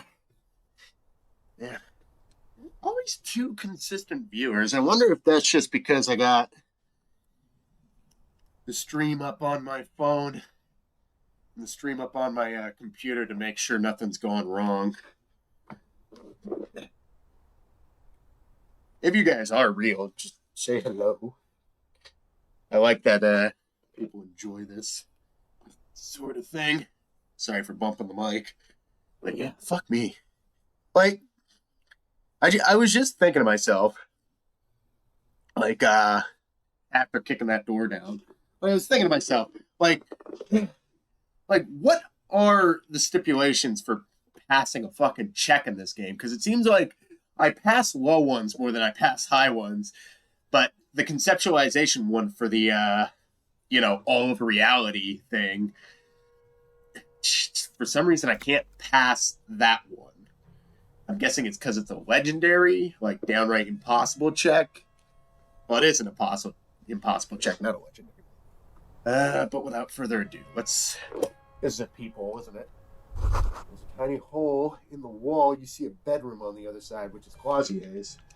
You can almost see the shape of a man and a woman writhing inside, bathed in drug sweat and dirty linens. Bottles lie around everywhere. I think I can see into Clausier's bedroom from here. You can barely see through. Better not to jump to sensationalist conclusions here. Kim? It's a peephole. The footprints on the floor, however, definitely suspicious. What were those people doing in here? You lean closer to the peephole instinctively. I bet they're doing something quite unnatural there. Sensationally unnatural. Finish the thought. Okay. Can I talk to Kim about this? Yes?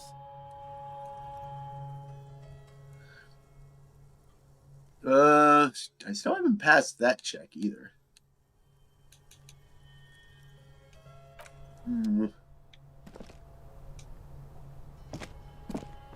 You clearly see footprints in the downy carpet of dust covering the workshop floor.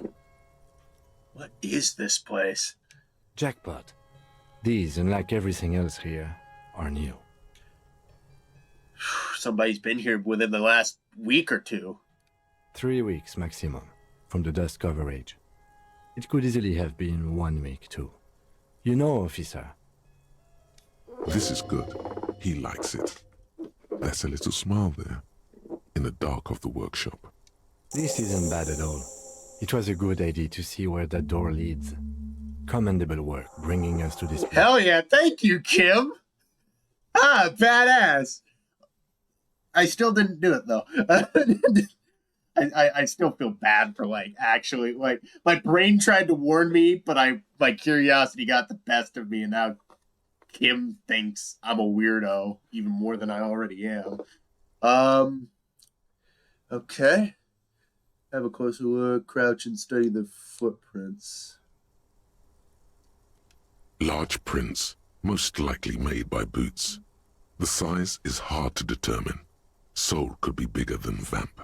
The soles have left a pattern, uniform, horizontal lines. This print is unlike one left by a regular worker boot. It is not a brand sole with logos on it. It seems custom-made or old-fashioned. So, old-style leather boots. Alright. This print doesn't look like the old-soled print we found hanging... Bleh. This print doesn't look like the odd-soled print we found at the hanging, Kim. Oh, it's someone else. The size looks about the same, actually. They're not the same shoe, but they could be the same person. I don't know. This doesn't look like the workers' boots from the hanging, does it? No. These little horizontal lines are different. They look custom-made to me. Or some kind of foreign print. Hard to say. Still a boot. Uh-huh.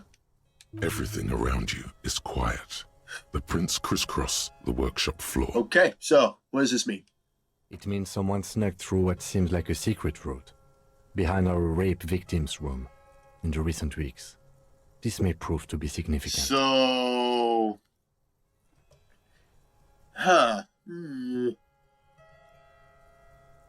So he came through the room, through the bar door, out around to the side while Clausier was fucking, and then shot him in the mouth, right?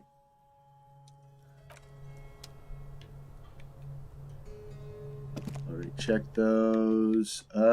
Is there anything else in here? What's the button? Here's one of these. There we go. Oh, wanna equip the bag? I'll equip the bag.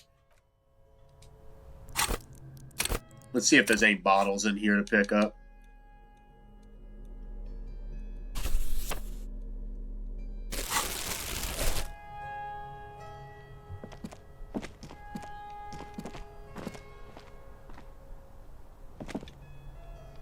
Okay, I don't think there's any bottles in here to pick up.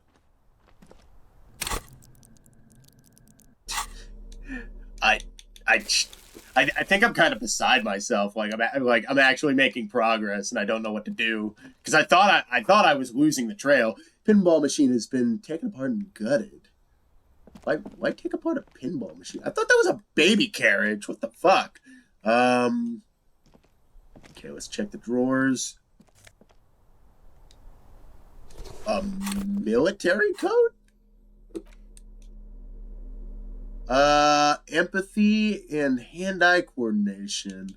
What do I get out of this one? Esprit de corps and shivers. Okay. I guess. Oh, that's badass. Oh, that looks so cool. Oh, but I like the bonuses I get from this one better. Oh, Harry, you're looking slick. Oh, man. Okay, so if I need anything with hand-eye coordination or empathy, I'll equip this. That's so cool. That's such a cool jacket. I like both of these jackets. I'm a sucker for like long coats, leather jackets, stuff like that. Oh, man. Schematics for the pinball machine, futurism themed.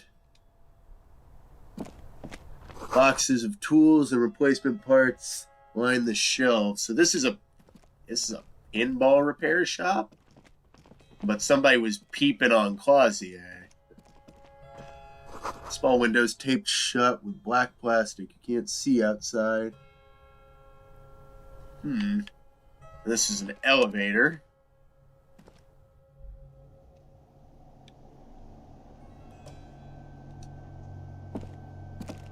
Pinball machine, white Dioria.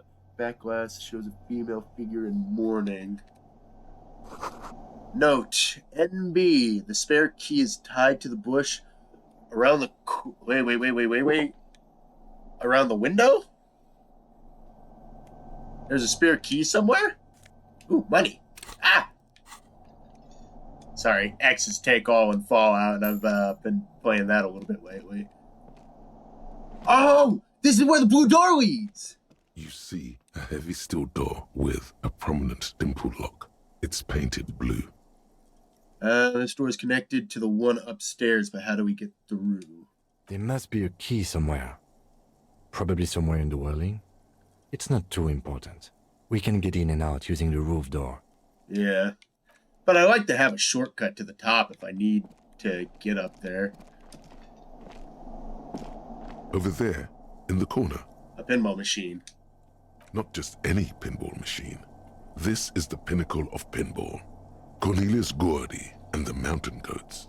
It's lit. You can't wait to get your hands on it. Okay. Lit. A phrase almost synonymous with the Insulindian pinball scene. Any pinball scene, really. And lit is part of our vocabulary nowadays. Let's go ahead and pull out the machine. Kim, are you seeing what I'm seeing? The pinball machine. Gordy's Goats. A classic. Wait, you played it? A little. Nice. Feels like a lot. Too much to play it again. Let's take a little closer look. Pull out the machine. Ah, great. Oh, come on, Kim. We just had a big win. Let's play the pinball machine. Cornelius Gordy and the Mountain Goats reads the golden lettering on top of the back box. There's a small column of text underneath. The machine is coin-operated. Get the game on, Fingerboy.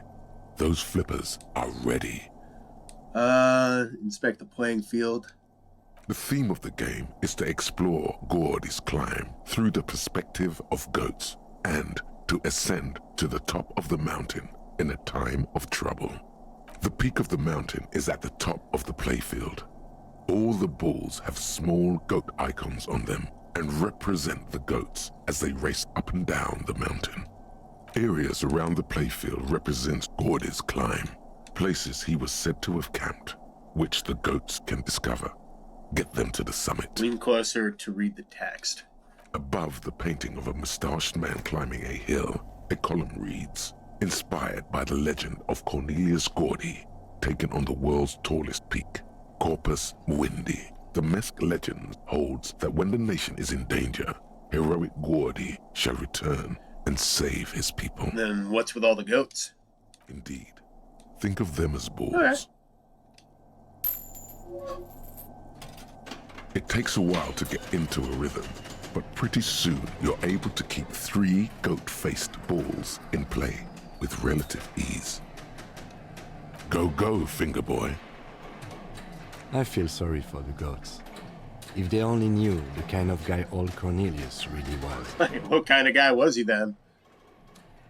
The kind of a guy who uses the word savages a lot when recounting his travels. A masked nationalist. A racist mountaineer? An avid huntsman too. He was often photographed in his dining hall, surrounded by wall-mounted hunting trophies from every continent. Technically, human beings are at the top of the food chain, so...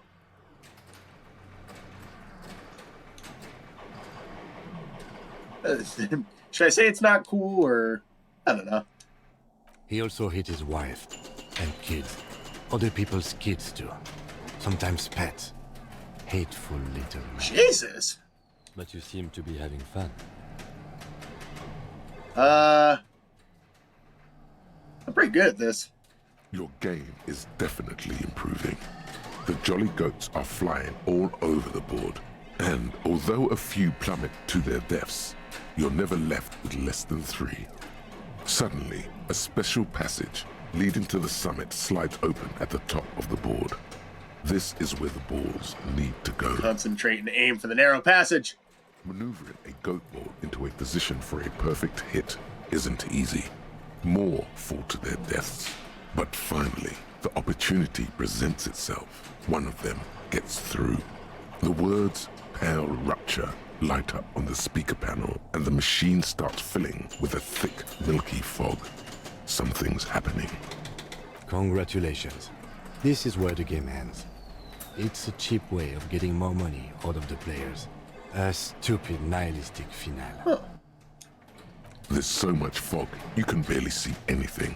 Some is actually leaking out of the machine, and one by one, your goats start slipping, disappearing into the milky nothingness. This can be navigated. The balls leave almost imperceptible disruptions in the fog. Use them to calculate where they hit. Nice, visual calculus. Okay, let's go. You're down to your last goat, going mostly by sound. Eyes are useless at this point, but that goat is something special. 5 times you snatch him back from the jaws of death.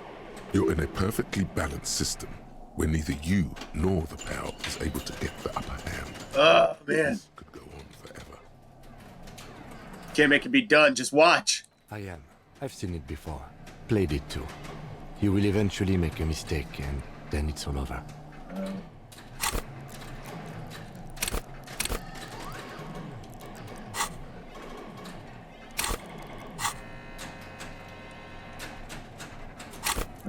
Can I... Shit. It's reaction time. Oh, I can't point into it. Oh, wait, I can. Yeah, let's revert it. Because I don't think I'm gonna win. Shit. Now, if you can't even see it. The last goat plummets into the fog with almost suicidal glee. Oh. There goes nothing, finger boy. Call the Mama Dakwa. It's not only your eardrums that register sound anymore. Your very skin has become an organ of hearing. Looking for a whisper light and low. A god who's very, very silent. Nothing escapes you. A cockroach in the other room. A candy wrapper falling on dry grass. A drunk falling from a chair in a bar 20 meters away.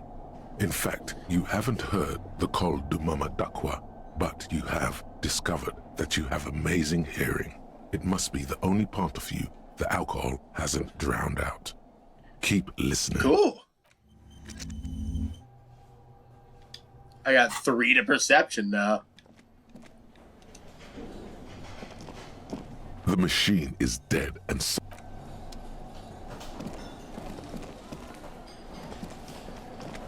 So it said something about a bush, like having the key to be able to... This small elevator smells of nougat and sweat. Your head brushes up against the ceiling. There is a control panel to your right, and just enough room for 2 people to fit in.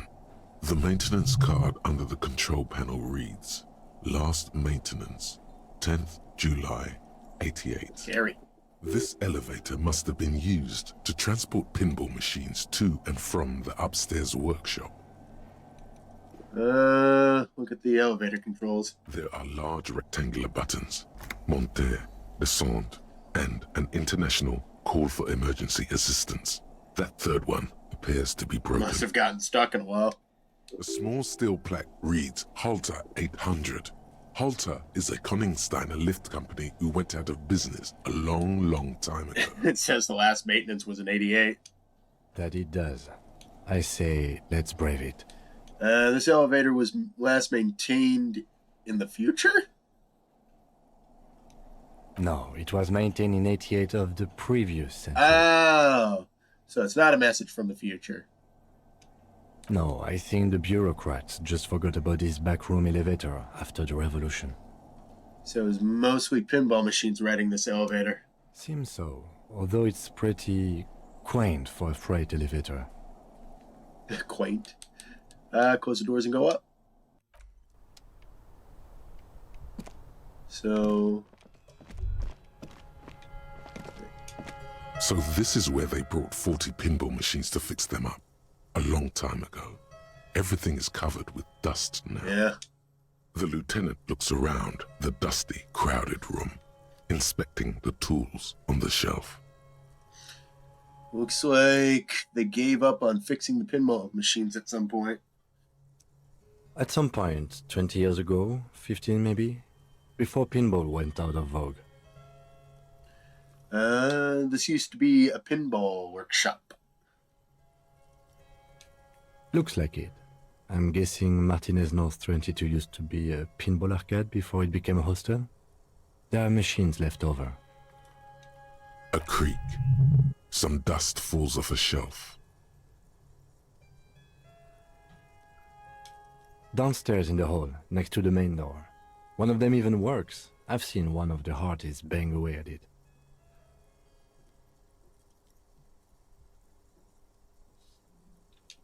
But then it went bankrupt. Your skin crawls from making the connection. Could this mean the Whirling in Rags really is part of the Doom commercial area? If that's true, then our cafeteria manager is not going to like it.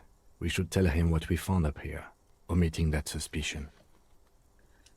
He does not appear to be the kind of man who likes his establishment to be part of a neighborhood ghost story about bankruptcy. Stupid superstition. But still, it would be interesting to see what the cafeteria manager thinks of this. Why am I sweating so much? Jesus. It's not a ghost story.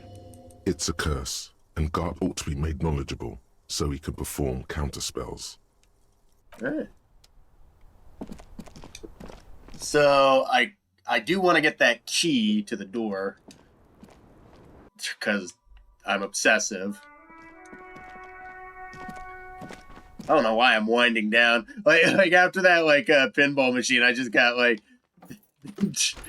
little bummed out when I lost. I kind of wanted to let, him play. The old crotchety bastard.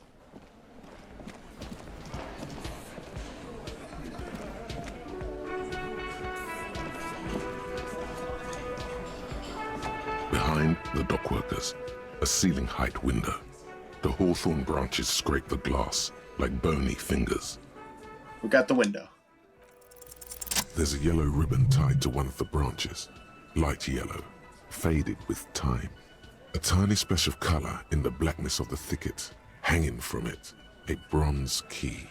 Someone hid the key in the bush and attached a yellow ribbon to make it easier to find. Hell yeah. It's close enough to the latch up there. One can slide it open and just take it. Surely not a coincidence. Someone hid a key in the bush. Huh? Can you let me slide by so I can grab that thing? I don't know about that. I'm comfortable here. Don't think any sliding would really help right now. Please? Sorry, fucko. Looks like you're gonna have to go bush diving. Good fucking luck with that. The hawthorn's got a bitch of a bite. Please? I'm gonna enjoy the sight of you in the bushes out there. Oh, I hate you all! With a loud thud, the old man stands up, pushes the window open, grabs the key from the hawthorn branch, and slides it across the table to you. Theo, even though you threatened to shoot me, you're a real one. Thank you, buddy. The key is brass. Workshop spare is etched into its bow. The old man closes the window and sits back down in silence. Thank you. Come on, man. We were just having some fun. Where's the harm in? I'm tired of listening to your shit. Huh? Thank you. Don't thank me. I don't give two shits about your key. Thank you anyway. Does anybody know why this key was hanging right outside the window?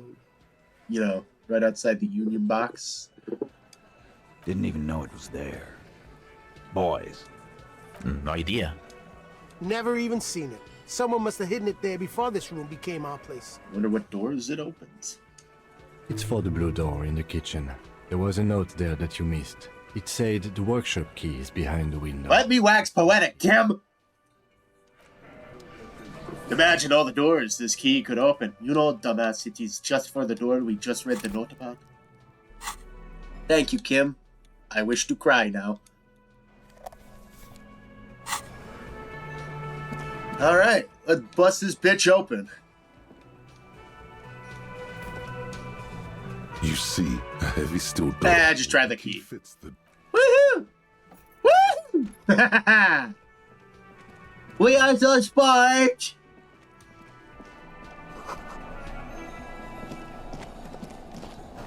So... Oh. All these mesmerizing machines, just waiting to be plugged back in and played. Run your finger across the dust of the white Diora machine.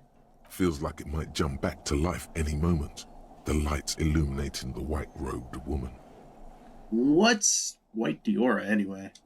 Some kind of inane pinball theme. Probably related to Messina during the DeLorean age. The history themes are the worst. What? Diora was one of the 3 crown cities of the DeLorean era, on the Muindi Isola, the others being Ria Silvia and Advesperaskit. This theme is all about early airships and beautiful, sad, pearl-laden women. It's quite nice, actually. Oh. The lieutenant grimaces, looking at the machines. How about we fire one of these bad boys up and play some ball? You can't fire them up. They are broken. Only that one machine in the main hall works. The Royalist Pinball. What a dumb name. Royalist Pinball. If they weren't broken, he would kick one of these machines about now. He does enjoy pinball. Think Kim Katsuragi. Think Kim Katsuragi. What? Well, it's a high check, so I'm probably gonna fail it. Kim Pinball Kitsuragi.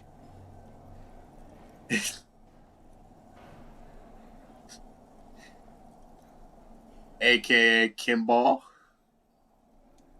Exactly. That's what he's known as. His reputation precedes him.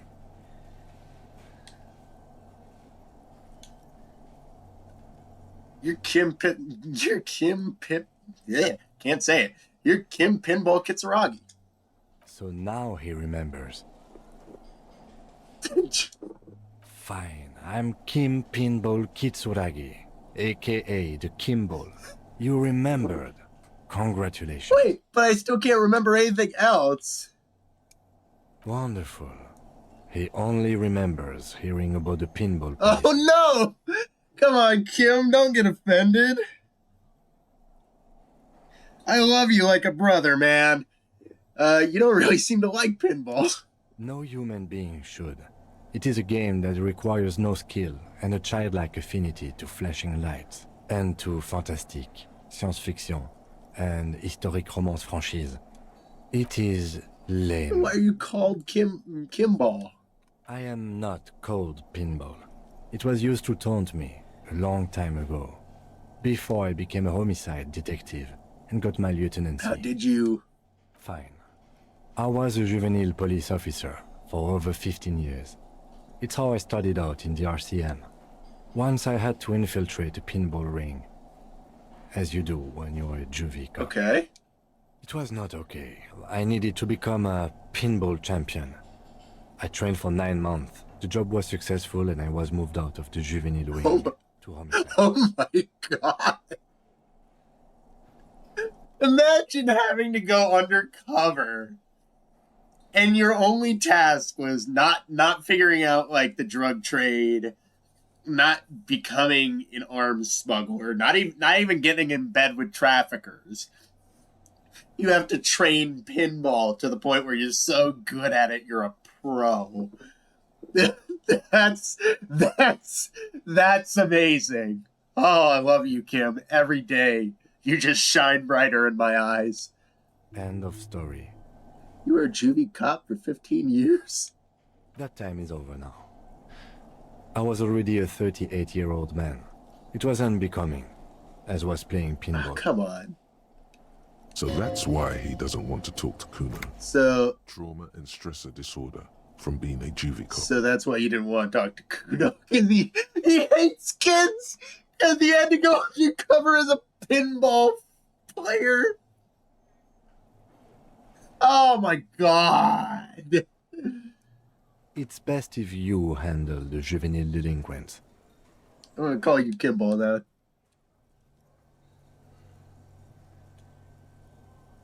Don't worry, I'll keep calling you Kim. You know what?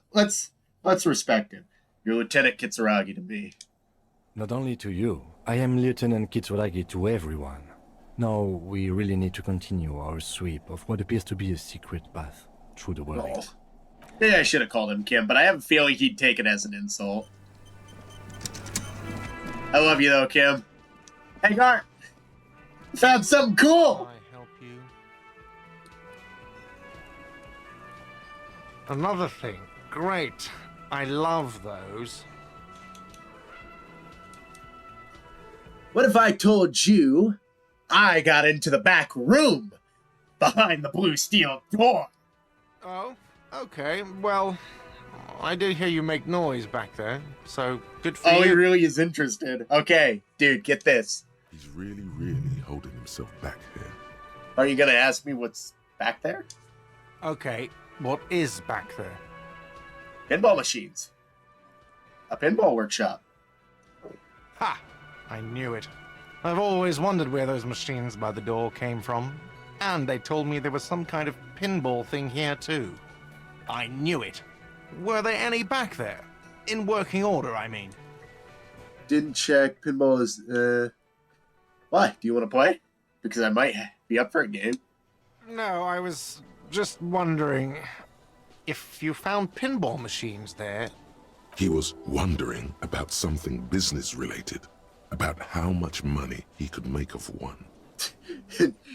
If you were thinking of selling those pinball machines, I want a fat cut. C-suite shit. Beat your chest. I'm a disruptor. No.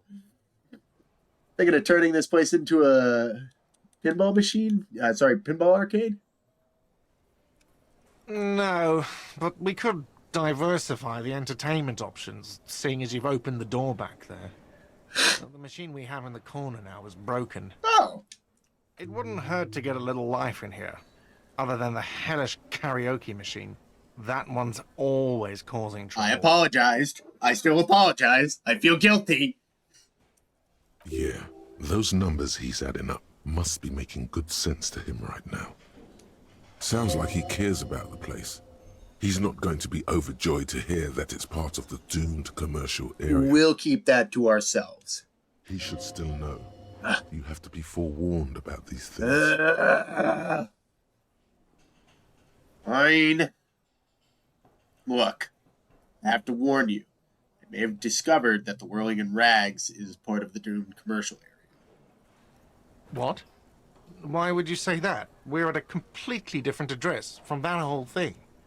So he knows of the doomed commercial area and its address. He's thought about this. Wait, so you know about the curse? Everyone knows of it.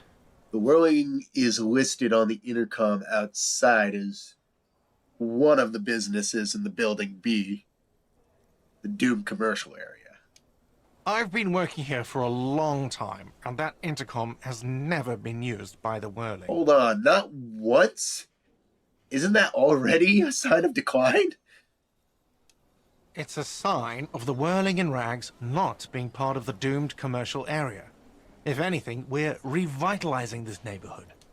Relax, Mr. Gart. I'm sure there is no doom. He simply wants to share his discoveries with you. The Whirling was once the East Delta Pinball Arcade. Before it failed, it's only a matter of time before the Whirling fails too. The Whirling was once... which failed, though perhaps the Whirling can still escape the... Yeah, let's be optimistic. The Whirling was once the East Delta Pinball Arcade, which failed. Though perhaps the Whirling will escape the curse. Does this look like part of a doomed commercial area? This pre-revolutionary tilework? These high ceilings? The nice rooms? Well, most of the rooms. Sorry. For 14 years, man. That's how long I've worked here. I've kept this place up through hail and through sleet. Fuck me, if some doom ghost... He's done a fine job, too. Though he's spoken of the place dismissively before, the hostel is actually very important to him. You really care about the Whirling, huh? Yeah, it's slowly growing on me again. It's beautiful in its own way, especially for this neighborhood. I've been trying to keep it that way. Even if it is part of the damn doomed commercial area. You shouldn't be worried about that label, you know. I don't place much stock in the curse and so on, but the label frightens the clientele. Who wants to stay at a doomed hostel? Everything's doomed enough without that. This is why I love this game. Like, in the beginning, Cart fucking hates us, and probably still does, but man, just the way they can take somebody who is incredibly antagonistic and make them personable. Like, once you meet them on their level. I love it. I just hope Sylvie comes back eventually, because Gart seems like a genuinely nice guy. He's just had to deal with us. I don't mind being sorry cop because I am so guilty for what I did to this man. So who owns this place? Some real estate management company. They never come around here, just collect money from afar. Honestly, I think some money laundering might be involved. More than likely. Who named it the Whirling in Rags? Well, it sure as hell wasn't the real estate company. Probably. It was you? You look surprised. What? It's a great name, I know. Cafeteria managers come up with great names too. It's from a song. It's a good name. Hail, Holy Queen, by the Ateniers. Hail, Holy Queen of the Sea. You're whirling in rags, you're vast and you're sad. Good pick. Thank you, Kim. I agree. What about those other cafeterias you manage? What about them? One is a basement dive frequented by chain-smoking communists. I can't tell you how sick I am of Kraz Mazov and Ignis Nielsen and all those old ghosts. He's hesitating, not sure if he should share this information with you. Encourage him. And the others? The other is a kebab cart. It's very successful in its way, but it's nothing like the Whirling. Too bad it's all doomed then. That's so mean. That can ruin all this development we have. Well, good luck to you with this place. Luck has got nothing to do with it. I need to think about where I'm going to place those pinballs. I have a feeling they're going to Hell help. yeah. Keep that stiff upper lip, Garth. Against the doom, it's implied. So, if you didn't have anything else to tell me about my establishment, can we, wrap it up? I don't want to snitch on Claudia yet. There's a peephole in the wall. What wall? Upstairs, secret room. Right next to Clausier's bedroom. I found it when investigating the pinball machines. I'll have it fixed at once. Thank you for letting me know. I assure you, the Whirling does not abide spying on its guests. The color has drained from his face. Are you sure you haven't been spying on the guests? Absolutely not. Fuck you for even implying it. It wasn't me. It wasn't my stuff. The establishment will look at it and ascertain what it was. I was just covering my bases, Guard. Well, he's definitely not lying. He wouldn't endanger this business like that. Goes to show, though, who was it? The gunman, more than likely. Sir, he was only asking a question. It's his job and mine. See that it's covered. Yes, I absolutely will. Sorry, it's been a bit of a day. And now a hole in the wall. Alright, you've been notified. Thank you. I'll patch it up personally. Was there something else about the establishment? I hope not. I feel like I'm snitching, but I gotta ask. Clausier, room 3, she nicked the phone line. Why? No, fuck it. I don't want to know. I don't want to know why these degenerates do what they do. I thought we had one good guest in the building. Yeah, Lena. Lena is a good customer. Anyway, mystery solved. I don't like loose ends. Let's go with the third option. Yeah, well, she's not a guest, is she? She isn't? What? Did someone mention my name? I'm sorry. We were just paying you a compliment. And finding out a degenerate from room 3 nicked the phone line. Everything is okay here. Good thing that guest pays for her stuff on time. I'll forward her the bill and be done with it. Was there anything else? I don't think there's anything else. Yes. Got my bill for tonight. The 20 real. I'll pay for it ahead of time. Good. You got the room for the night, but remember, you'll need another 20 real tomorrow. I know. Eventually, like, I don't know how long this game can go on for, but eventually you gotta run out of money at some point, and then you're just fucking screwed. Alright, so I did what I wanted to do. I talked to the Hardys. I talked to the social intern. What time is it? 1800. So, smoker guy isn't ready yet. Yeah, that's supposed to be at 2100. Morel. I mean, I can try and run the number on the armor again. I'll save first, though. Oh, what the heck? There's something down there. Oh, I know that. I've already been down there, game.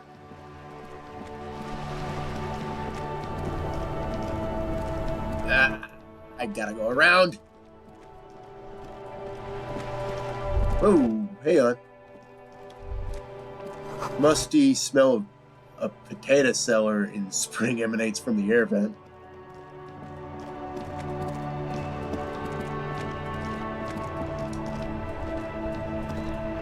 Inside, you see a set of steering levers, a radio microphone, a pull-out toolbox, and... Pull the radio. This is Precinct 57. How may I assist you?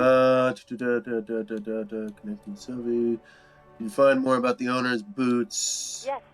It took some convincing, but I got the mercenary's name and a few biographical details. Are you ready? Yes.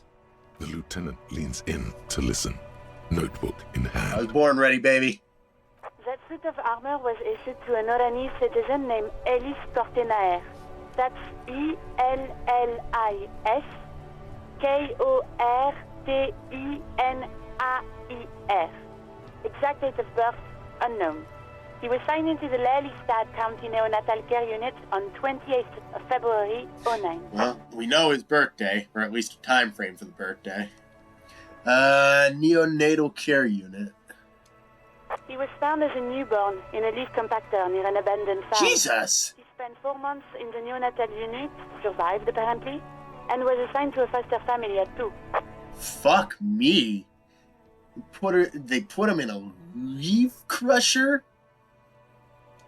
According to Clausia, Lele said his real name wasn't really his. Perhaps that's because he was fostered. Uh-huh. This is what the ICP knows about him.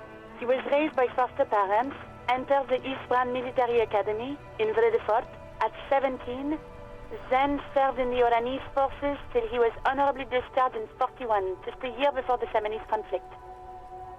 Interesting. Then the armor followed him to Seminine, or at least I assume it did. And that's it. There are no records of his employment in Crenel, or any of its other incarnations. Man, we just got or him even entering Revachol. we just got a big backstory dump. Okay, now it's official. We officially know his name is Ellis. So, forgive me for my Freudian slip earlier.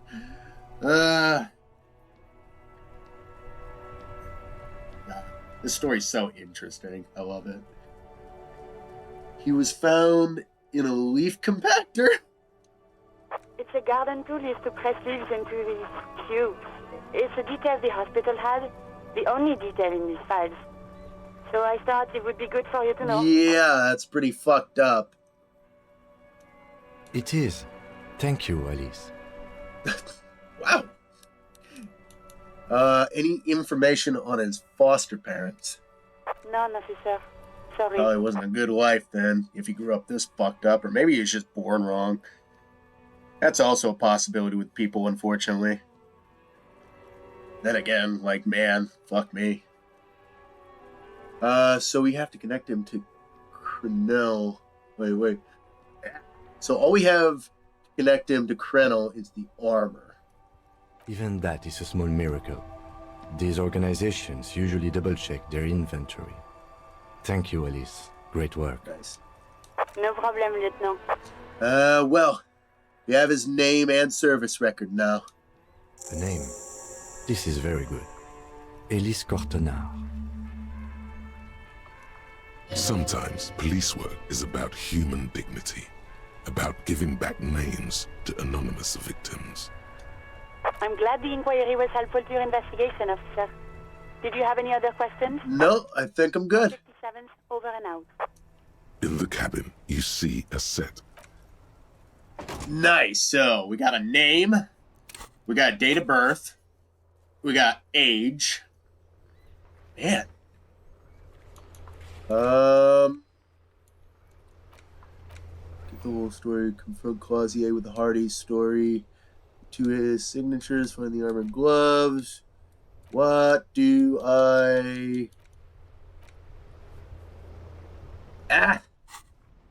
My OCD will not abide by it. I'm going to save here. I got 2 skill points now.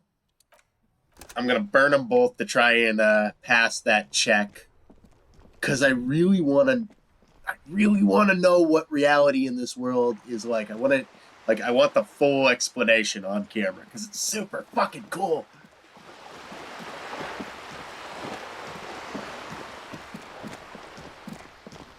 I wish I could experience this game totally blind. I am a little sorry that I spoiled it for myself in some places, but just the mere fact,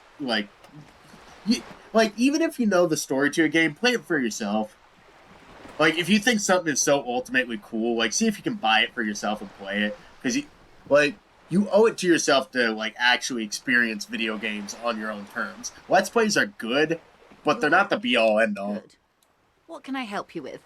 Questions about reality. More lessons in basic reality. Okay. My favorite part. Glad to have been of assistance. Alright, so I'm gonna pump one. If it fails, I'll pump another. You're back. Good. More lessons in basic reality. My favorite part. A strange, it's on the tip of your tongue. Okay. Glad to have been of assistance. Pump 2. You're back. Good. More lessons in basic reality. My favorite. Strange, it's on the tip of your tongue. A doubt. So glad to have been of assistance. Tough of a check. Alright. I think it's time to confront Clausier.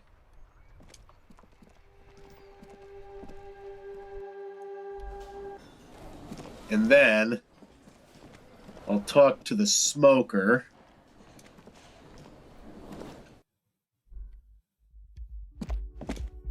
And maybe then we can go take a trip down by the coastline before the stream is up. So I'm planning on ending this at 3 hours. So cool.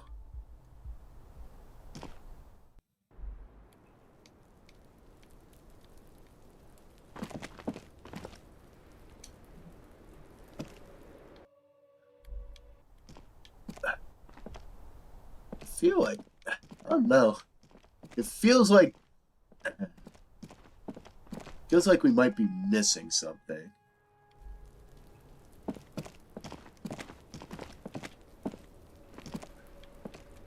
I don't know. For some reason, I have this sinking suspicion.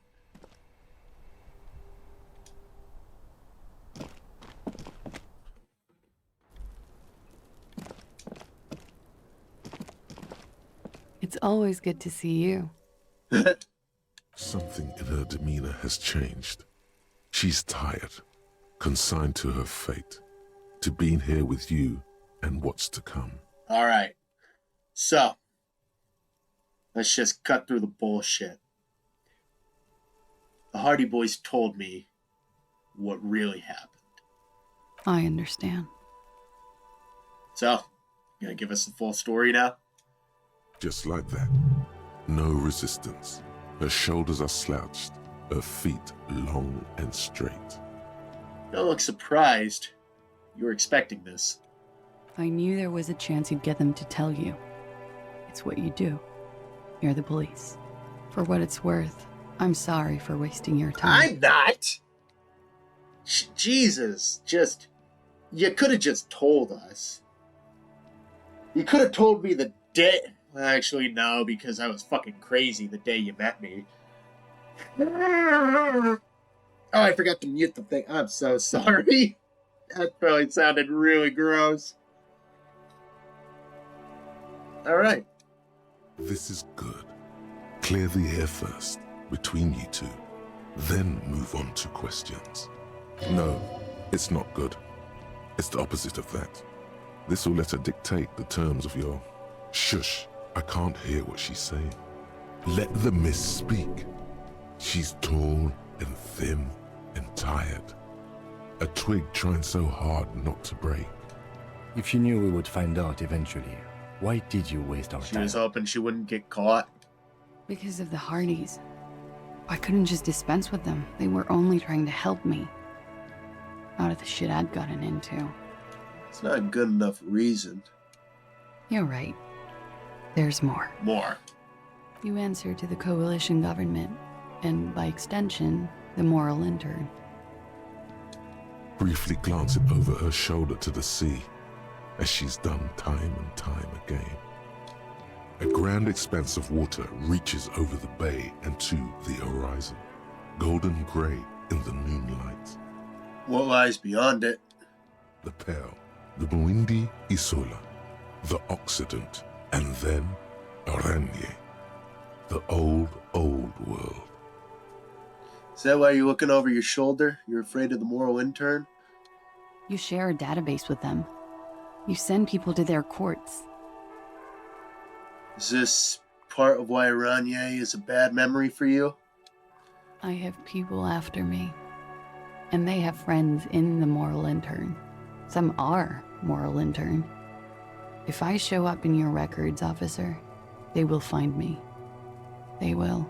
Kill you. What happens if they do? They'll kill her, Kim. She's a spy. They will kill me, sir.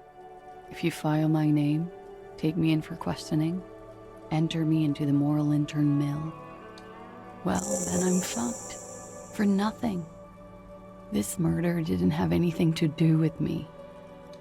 Fucked? People after her? Moral intern people? This isn't Oranese lit. Actually, this murder did have a little to do with her. Thank you, Logic. But why? Did you start worrying?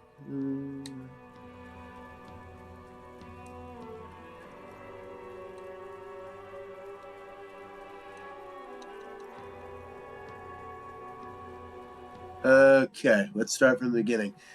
You said you store... Ugh. Speak. Peanut butter, peanut butter, peanut butter. Okay. You said you studied Orne's lit. It's all this with the fugitive stuff. I did. I also had a side job selling insurance that I was really good at. Got picked up by a bank. Competitive intelligence, they called it. I knew it. After that, I sort of, transitioned out of the whole culture scene. would you do to have these people after you? It's not nice, but it's not illegal. Not here in Revachol, or even in Orania. Espionage. What exactly did you do? Industrial espionage. Yes! I joined a business collective with the intention of betraying them. I did my job well enough to be asked to do it again. With a bigger company. The kind you really, really don't fuck with. I took their ledgers, 2 decades worth of accounting. So she basically infiltrates a business and takes all of their company secrets and takes it back to the moral intern, I guess. I need the names of the companies involved and who hired you. The job was Lou's doing County Savings Bank. They sound small, but they're part of the Lou Scott conglomerate. That was the second job. The first was some printer company. You wouldn't know them. Uh-huh. But she really destroyed them. She still feels it. Oh, man. As to who hired me for the job, I don't know. But they're after me too. Along with Lou Scott and their friends in the MI. Once you're done in the competitive intelligence circuit, you don't have allies. You're radioactive. Laws cap. These people engineer financial disasters in second world countries. The conglomerate also includes the Bank of Consecration, Airberg, and the popular Papalolo line of dairy products. Papalolo! Yeah. Papa fucking Lolo wants to kill me. Dairy farmers looking for heads. Oh, that's great. I'm sure, oh man. Sure there are people who've done much worse than that. You're right, this is bad. You've destroyed what people have built. That's a lot of shit you've gotten yourself into. I was just gonna be honest. Yeah, you're deep in it. It is. Many people lost their jobs. Not just C-suite. Ordinary people. What I did to get to accounting... A lot of people got hurt. But that's just more of my shit you shouldn't have to deal with. You're solving a murder. Yeah, well, you're still involved. Like either somebody was coming after you or somebody was coming after Ellis, but Ellis still took a fucking bullet for you through that window. That can wait. Look into her eyes. There's more. What? What did you do? One of them killed themselves because of me. Oh. She says it quickly, like she said it 100 times, to herself to get used to the idea. Out of guilt.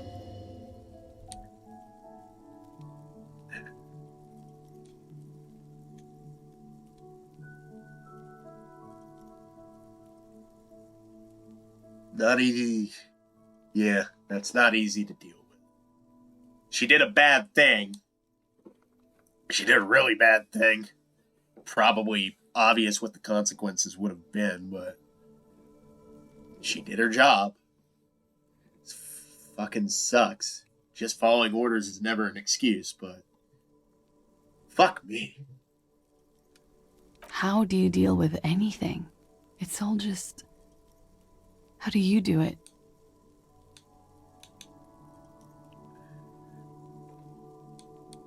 I'm not remembering a single goddamn thing.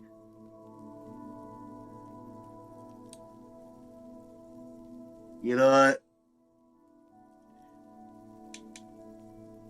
Top one's too callous, too logical. Middle one kind of shows there's no admission, like, to guilt or growth. I like the third one. I don't either. There you have it. The way of the warrior. What happened? Seriously, what happened the night he died? We were there. Together. In bed. I mean. Tell me exactly what happened. Okay. He was in a kneeling position. He had just entered me. I was on my back, looking at him. I heard the window behind me shatter, and I turned to look. There was a hole in the glass. I turned back to him. His eyes were looking through me, and his mouth was open, dumb. I could see. I could. Her chest rises and falls with each word. She keeps herself together and says it. I knew he was dead before he fell down on top of me.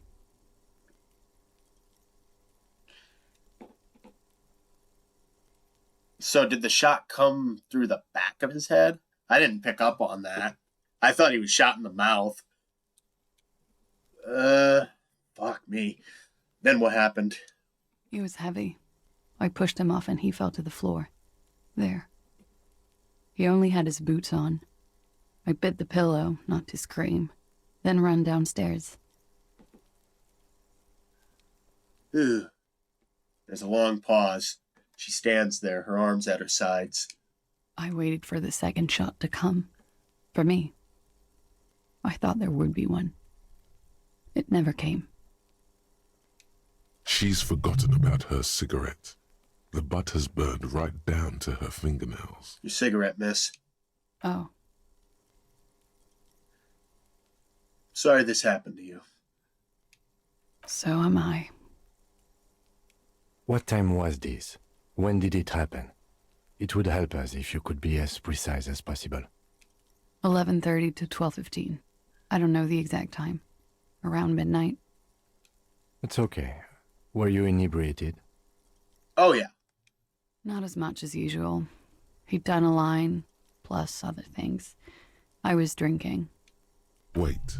Titus said she was gurning her jaw off, much more than usual. Titus said you looked pretty high. Oh, yeah. I did one of his lines, just to clear my head. After he got shot? I mean, coping mechanism, I guess, but holy fuck. Did you hear or see the shooter in the course of this? Probably not. No. What'd you do then? Nothing. I was trapped. I was stuck in my room downstairs. I got some clothes on and crawled back up, drew the blinds. Blood was coming from his mouth. Not a lot. Just a little.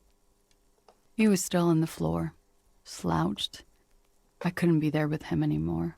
So I ran down and out of my room, into the hallway, down the stairs. I knew there would be people there. Run, woman.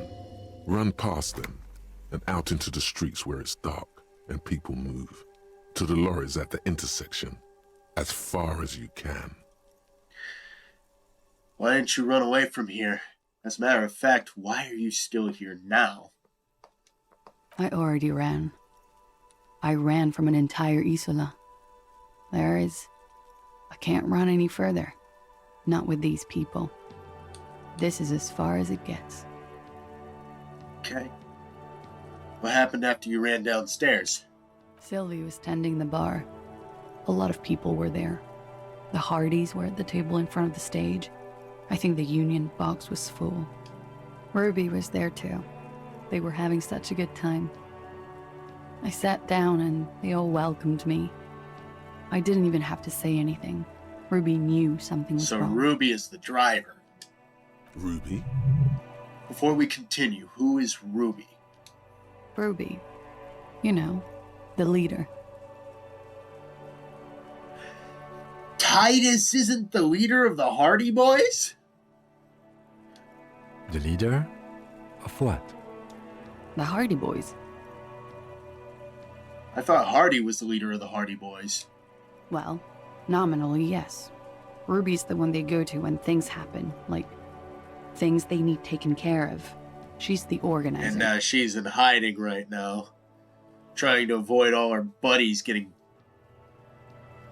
clipped by the fucking mercenaries.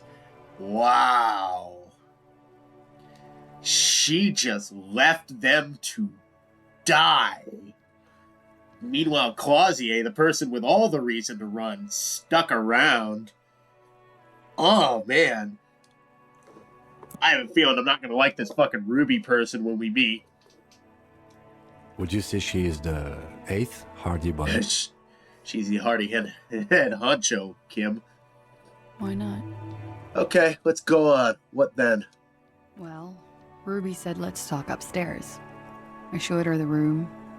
I've known these people since December. They know my situation, that I can't leave a paper trail.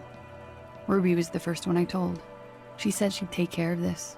It's what she does, you know, take care of things. I helped her get the body to the bathroom. We used a belt to pull him up under the shower, to keep him upright. To mislead you, they were tampering with the body. They were making a belt mark, so it looked more likely that he was hanged. To produce lividity, matching a hanging? Yep. Yes. Yeah, so pretty much they were making the scarring around the neck, and then they were making sure all the blood pooled around his legs. Holy shit. Oh, fuck. We completely missed the tampering. Looks like you got there in time. What was this, 20 minutes after death? About 20, yes. Ruby explained it would make the blood... You know what he does. Then what did you do? Ruby went outside to talk to Titus and the boys. I was just looking at Lely in the bathroom. I had to put his clothes back on. His armor, too. It was tough, but I've seen him take it off and put it on many times. It took Ruby maybe half an hour to come back with Titus. I'd gotten him ready by then. They carried him out. I knew what they were going to do, make it look like a hanging. Ruby said they would. What'd you do while they were hanging him? Ruby said to wait here. She also said I wouldn't see her for a while, that we should lay low or something. So I did. Miss Ruby, where is she now? I don't know. I haven't seen her since. Fuck! We will need to take this question to the Hardy Boys. Yeah, we do. Interesting. Why did this Ruby go through so much trouble to hide something someone else did? Look into this later. Well, I imagine she's probably got people looking for her too. She's a drug trafficker. When it happened, did you hear a gunshot? When he was shot? I may have. I don't know. I couldn't hear anything over the glass exploding. Okay, so didn't really hear a gunshot. I know this is a video game, but I assume they'd probably rule out something like a suppressor or a silencer. Fuck. Then again, it is a video game, so he could have shot through the window with a suppressor. But then, wait. So she didn't see the shooter, though. Fuck. Did he run off? Or was it at a distance? Because I did bring up that it was a rifle, possibly. The gunshot wasn't that loud. This is something to keep in mind when assessing the distance of the shot. I know, stupid question, but just for the record, did you kill him? What? Why would I put myself through this insanity? Get myself cornered like this? He wouldn't have died if it weren't for me. I know that. But I would never hurt him. Okay. He was a serviceman. He must have had a gun lying around, close to her hand, a military weapon using jacketed ammunition.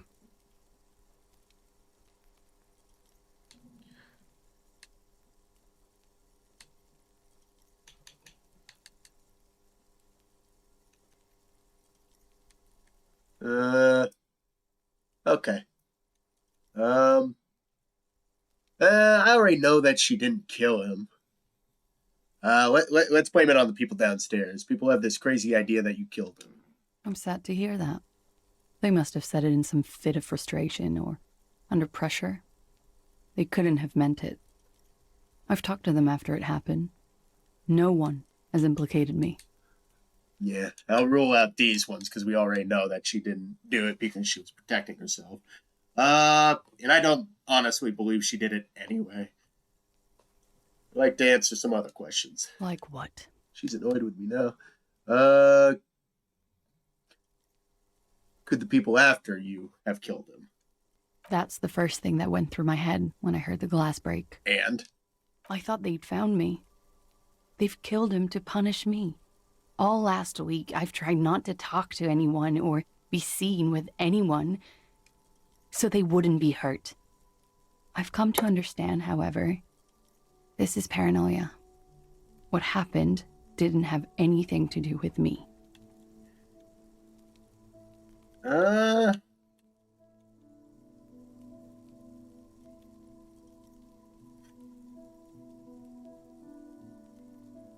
Either way, something to consider.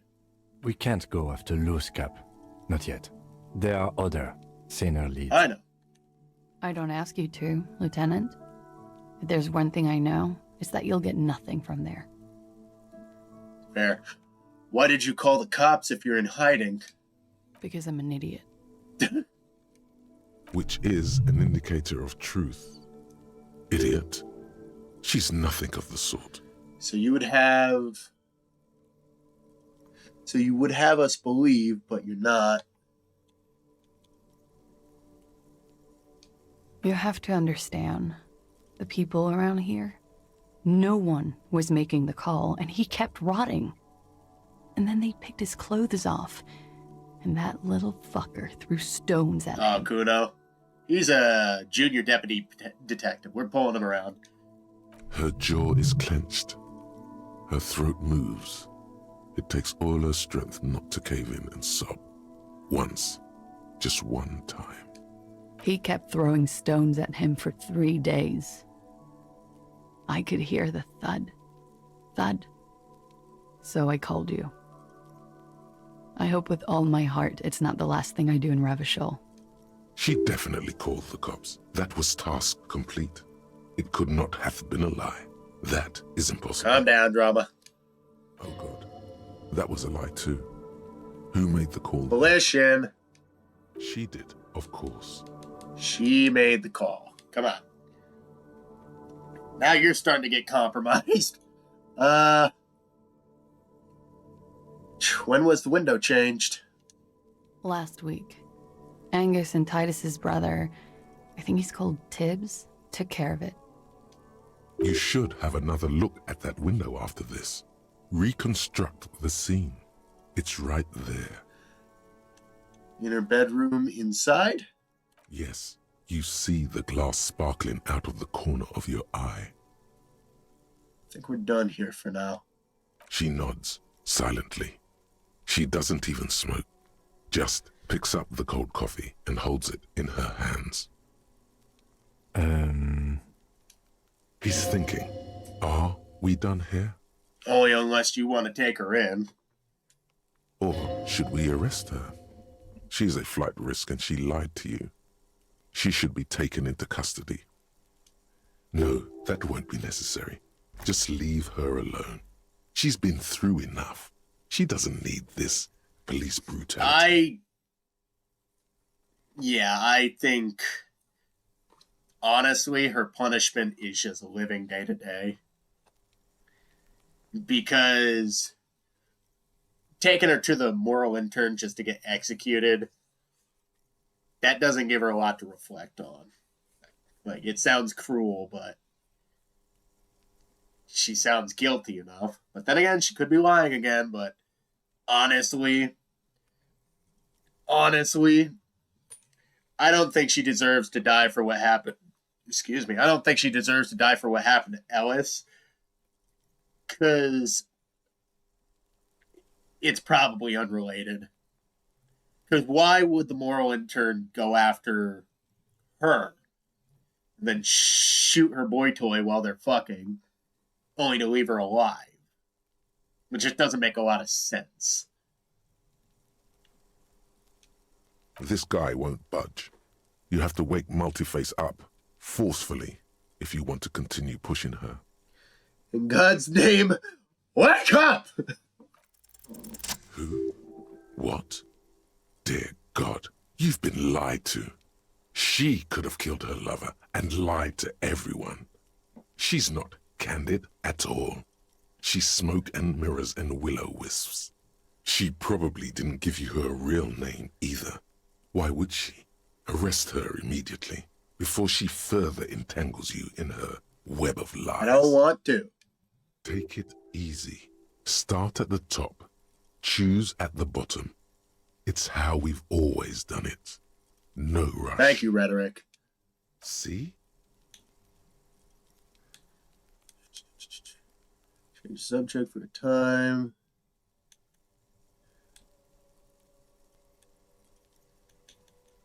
You know, I think you didn't make that call. You know, I think you didn't make that call to the station. Your real name is Quasi. I don't know if I told you you're under arrest, miss.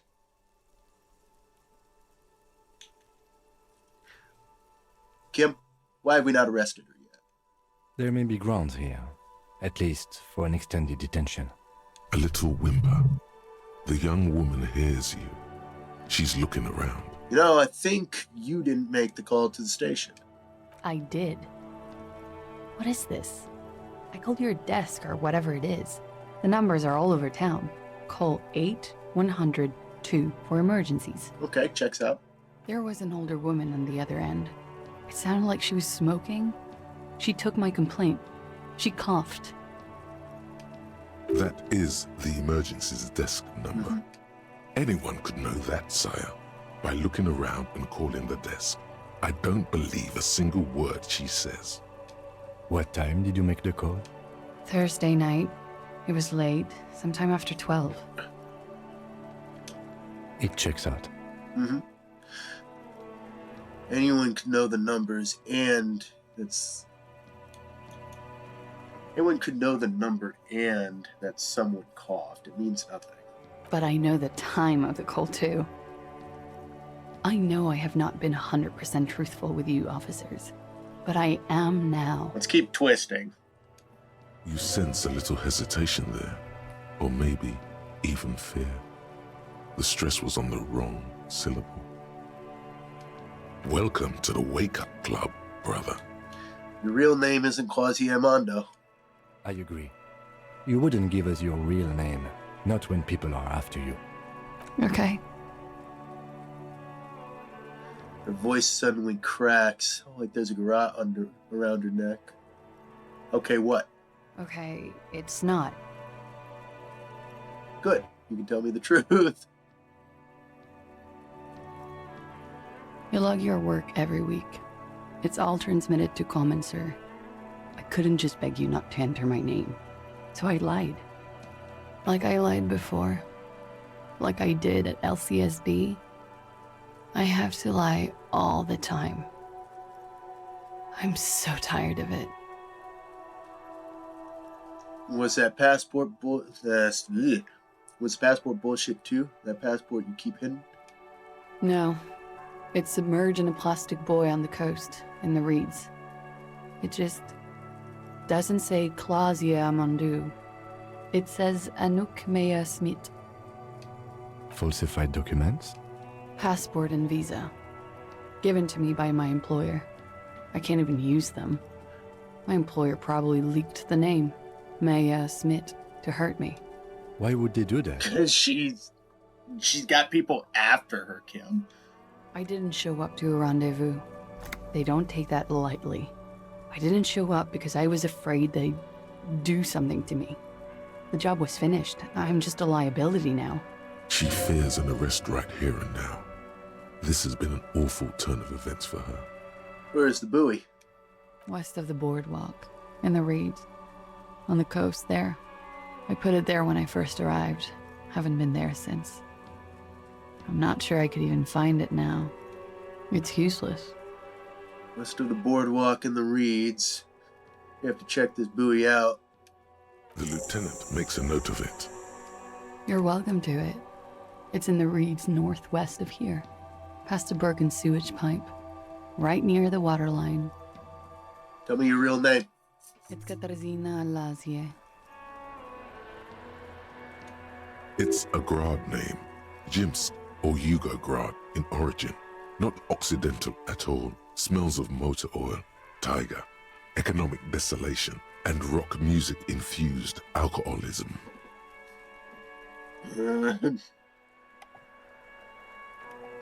Just checking to see if my audio's still up. For some reason, I had a paranoid idea that maybe my mic had been cut, and I forgot to turn it back on. It also makes Klasia almost an allacronym for Katarzyna Alazia. Klasie. Wait, Klasie is an abbreviation of Katarzyna Alazia. It was a sentimental thing. I wanted to be more me here, this time. So I used my nickname. A nickname? Who gave you this nickname, Klasia? Yeah, who gave it to you? A teenage boy. 1,000,000 years ago. Hold on, Katarzyna. It's not even a Oranese name, is it? It's not even Mundi, it's Grad. My parents were Zhimsk immigrants, but I'm nationalized Oranese. All I remember is Oranje. Alasia is my father's name. Well, we finally meet, Katarzyna. She nods. Her round eyes meet yours. They seem moist from the wind on the roof. Probably not even Miss Oranje 37, are you? I am. Really? They can never take my sash and my scepter from me. Hell yeah. Wear it with pride. Shh, don't let them bury you in it. Yes, they can. For lying. Calm down, drama. All right, enough. She nods, her back straight, ready for whatever is next.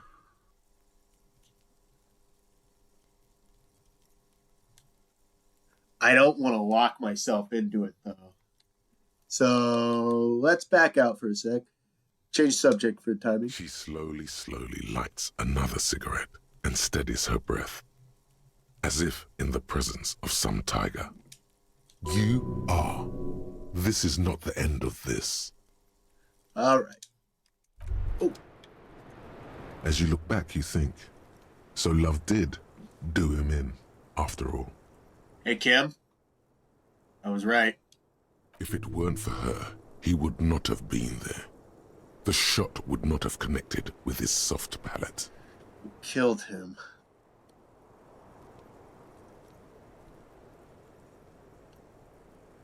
Looks like love did him in after all. She's silent, holding on to her coffee mug. No vapor rises from it. It's cold. Remember this silence. The lady is dangerous. People suffer around her. It appears this one has not been entirely corrupted. This may help. This may help the others see. It killed him. No. Communism killed him. Remember? Love made it possible. You know this much. What is communism?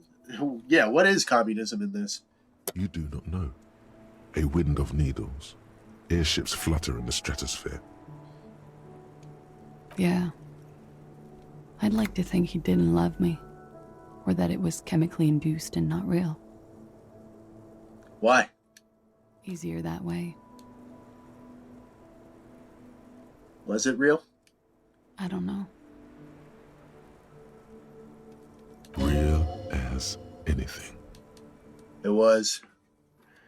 It really was.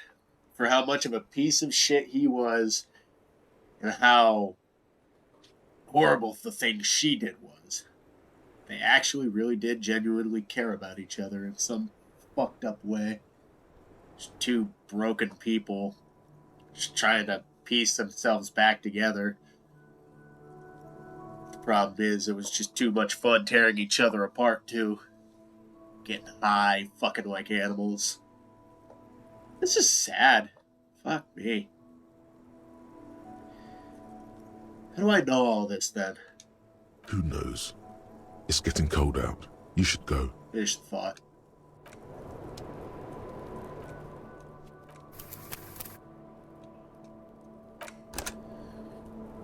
So.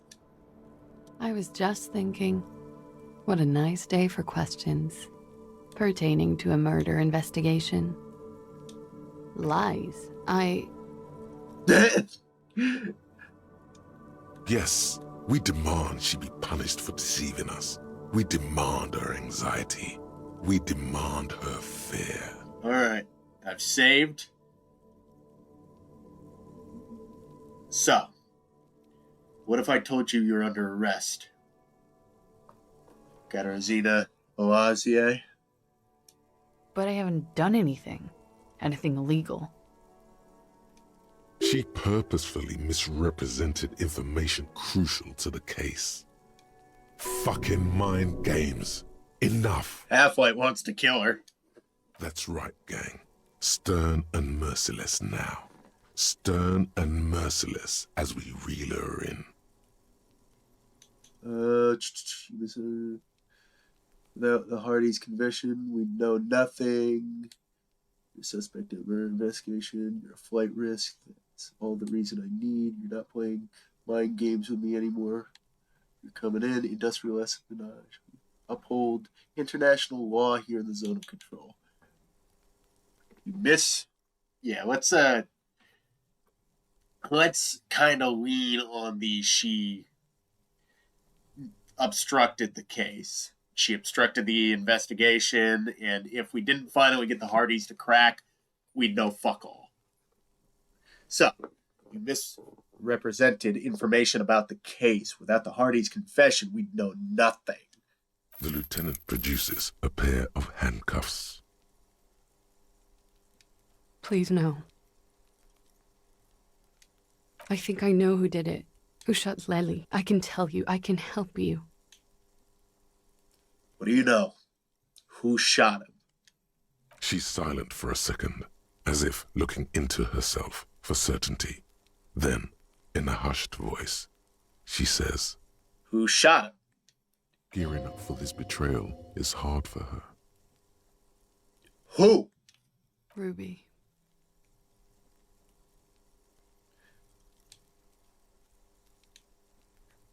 Okay. That doesn't make sense. She was in the bar downstairs when it happened.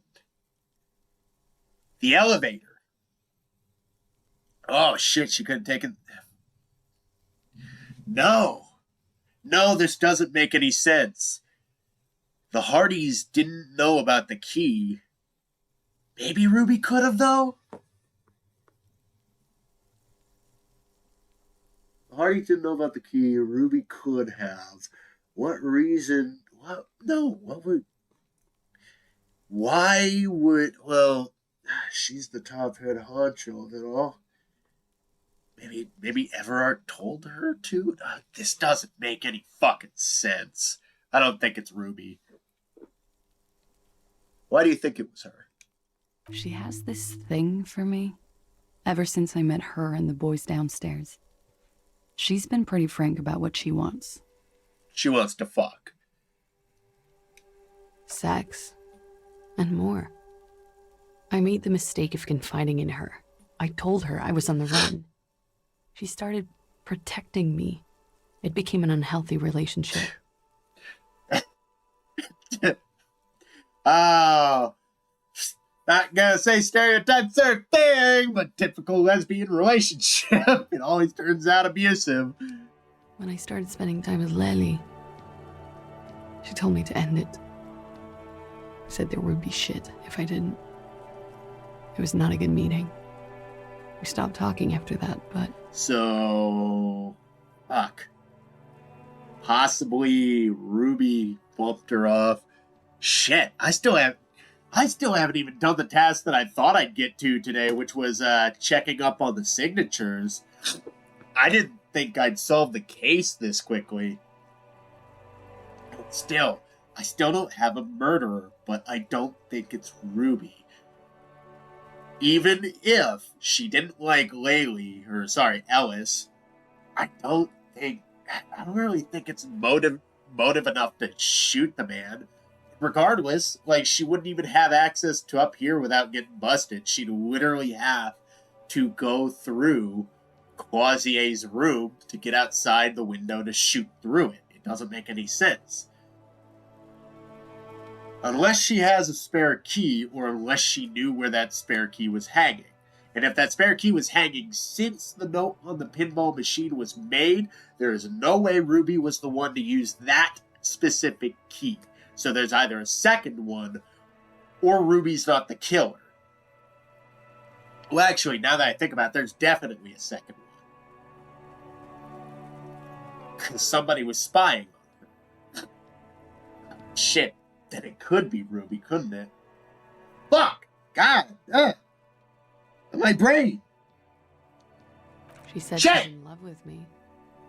She even asked me to run away with her when I told her I'm a fugitive. She started developing notions about our relationship. Okay, let's go back and... I don't understand. The lieutenant sounds incredulous. He still has the cuffs in hand. What exactly in your relationship made you think she's romantically interested in you? Has a terrible fucking impression. And you led her on? A little. I was flattered, you know? But then I had to let her off, and it was not easy. I came to regret being friendly with her. We maybe kissed, nothing more. Sounds like she was fixated on you. These are just sensationalism and guesses. I don't know what to make of this. I don't know.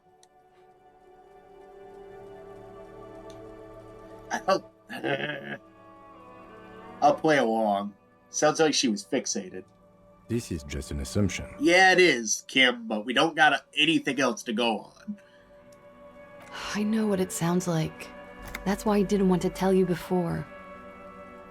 But she knew what had happened when I came downstairs. Really? Somehow, she knew Lely was dead. She wasn't surprised at all. When we came up here, she was calm as a stone, too. She cleaned it all up like she had a plan. So it's happened before, or she legit did it. This is a familiar theory. You had it too, remember?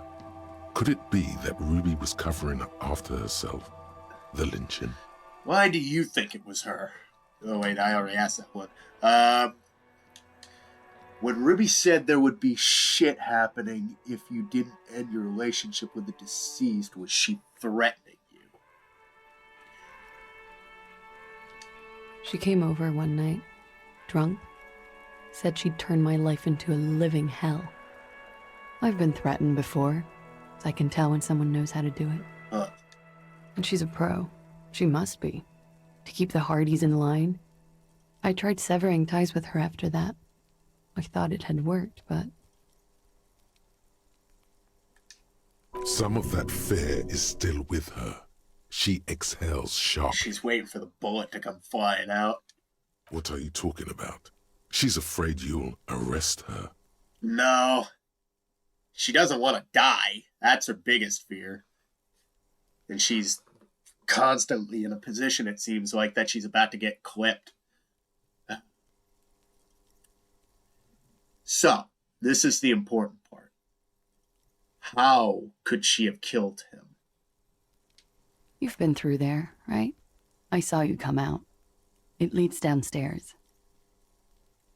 She could have come to the roof through that, then made the shot right here, where I stand. It was dark outside. I wouldn't have seen it. But you didn't hear the gunshot. Interesting theory. Did she know that door exists? Had you been out there with her? Yes, of course.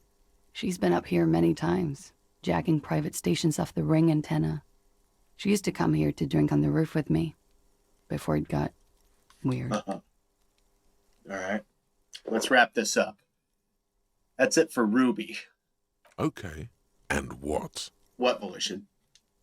Arrest the liar now.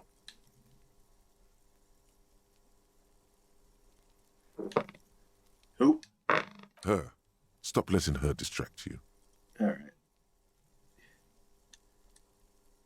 I'm not going to arrest her. I'm not. Because there's bigger fish to fry. And honestly, at this point, like, everything that's happened has been, like, completely beside her. like, it doesn't seem like there's a clear through line that it happened, like, because of her history. It seems like there's a little bit of a possibility that happened because of her, but not specifically because of what she's done. I don't think she should be beholden to a coincidence. I really honestly don't think that. Like, whether it was, like, directly tied or tangentially, I don't think she should suffer punishment because she's already suffering it. Like, getting her killed really, really, really doesn't seem like the right decision here. I'll keep you here, miss. For now. Put the cuffs away, Kim. We're leaving. Thank you. Thank you. You won't regret it. No, I think I will, because I know you're going to run as soon as I leave here. But don't worry. I get it. Something tells you, you will.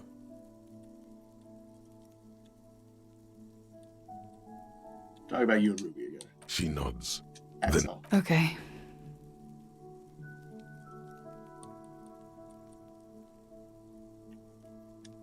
She slowly lights another cigarette and steadies her breath, as if in the presence of some tiger. Well, as our last meeting, I hope you find some sort of fucking peace. Toodaloo.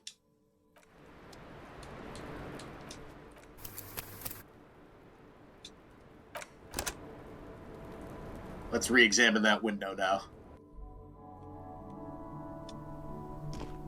This window is pristine on the inside, unlike the one next to it. Light from the desk lamp reflects off the glass in an untarnished golden halo. All right. What happened here, part 2? Golden light melts away into the blue, glassy darkness of your mind. In it are 2 neon-lit shapes, a man and a woman on the single bed.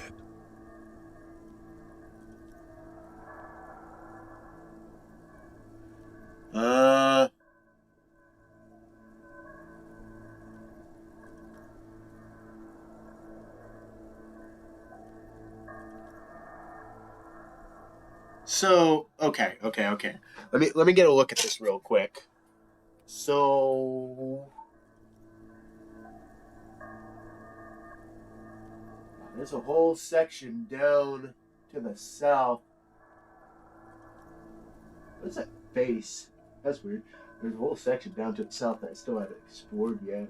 Kind of around the bottom there. And I assume it wraps back around to whatever that tower is.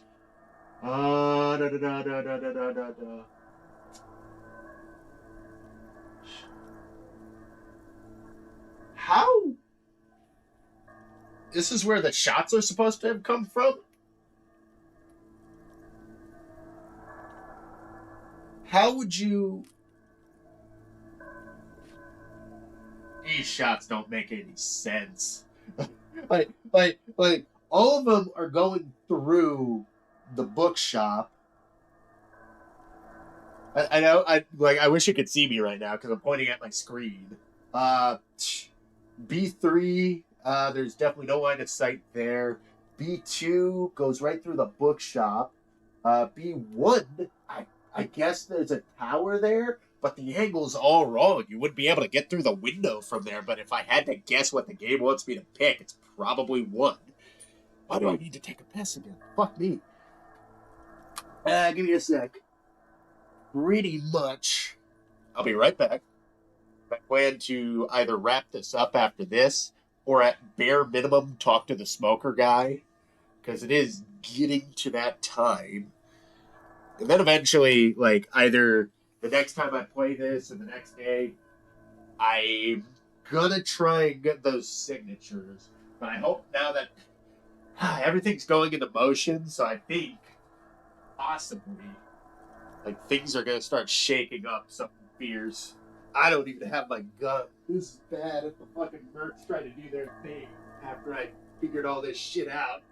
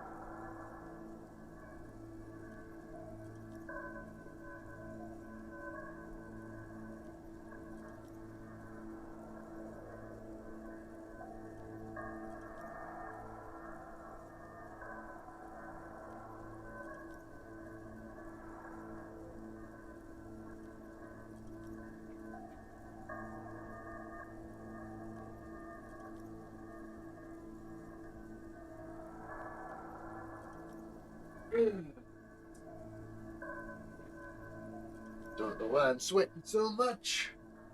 I'm hot in this room. Maybe it's just the nervousness of being on camera. All right, so sorry that took a little bit. Okay, so visual calculus. So I am assuming that the game is picturing. Fuck.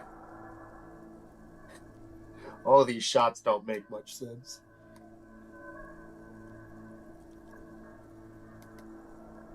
There we go. Yeah. All right, so. A two-hearted spider. What position are they in? Like the witness said, the man is kneeling. The woman is on her back. It's the night of March 4th and a shot has just been fired. The man looks directly at the woman. The shot's possible directions converge in his mouth. A ray cast from somewhere outside, entering his brain. So. Okay, so for whatever reason, they're fucking backwards on the bed. He goes in, gets shot in the fucking face through the window. From the roof outside, location A prime. The glass fractures around the bullet hole. Shards face inwards like a corona behind the woman's back.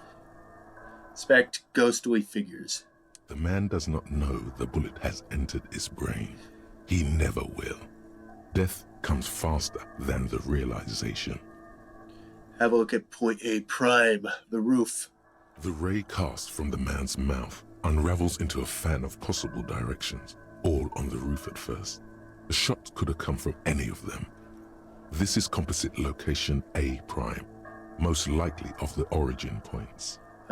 Should there be gun residue outside? There could have been. Then the rain and slush and wind washed it away. This was more than a week ago. Okay. So I'm what, 80% sure the roof is where the shot was made from. 72%, with a weapon that fires jacketed ammunition, likely a rifle. This is a good short distance, but not too short. The perpetrator aimed with their back against the railing, or possibly kneeling for precision. This would explain why it only took them one shot. The lights were on in here. Outside it was dark.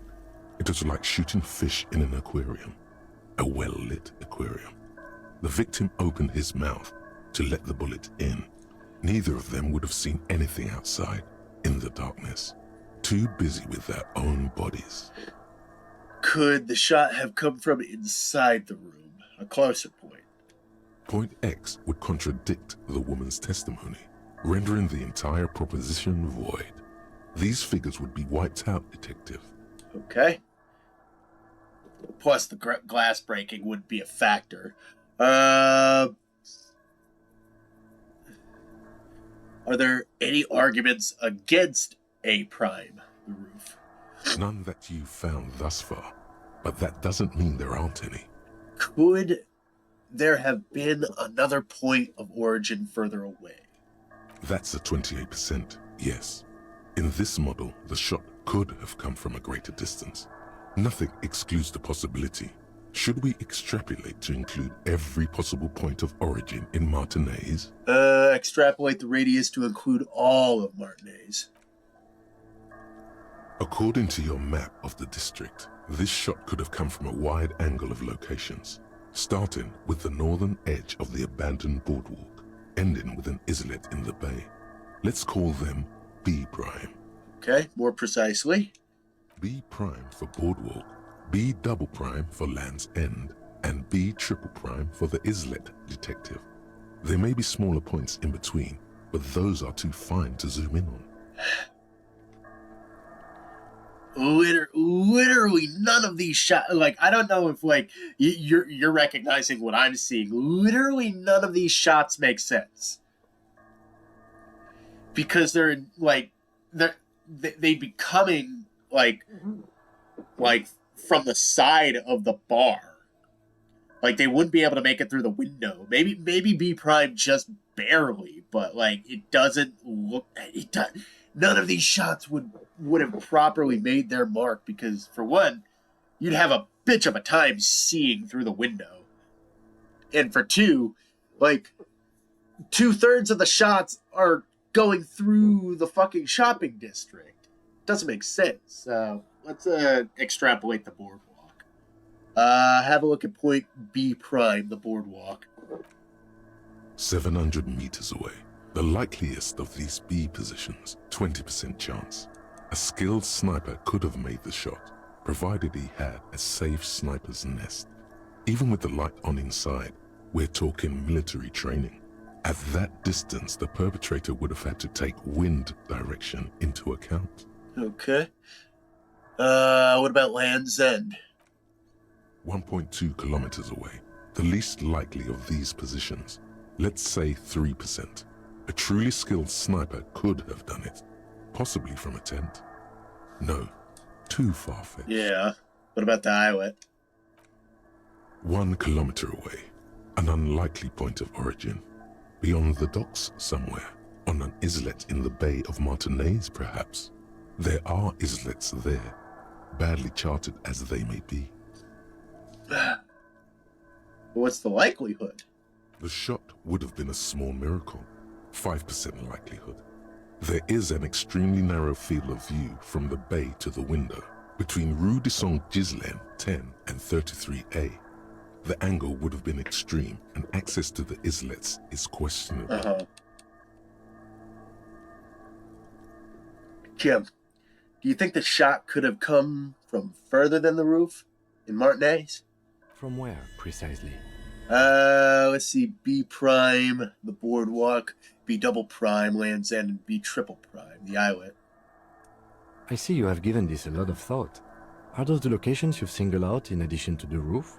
And what is the likelihood, in your opinion, that it came from a further distance? Much less than the roof, but still.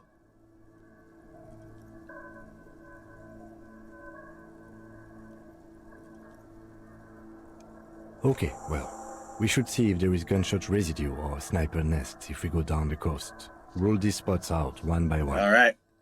It would be the diligent thing to do.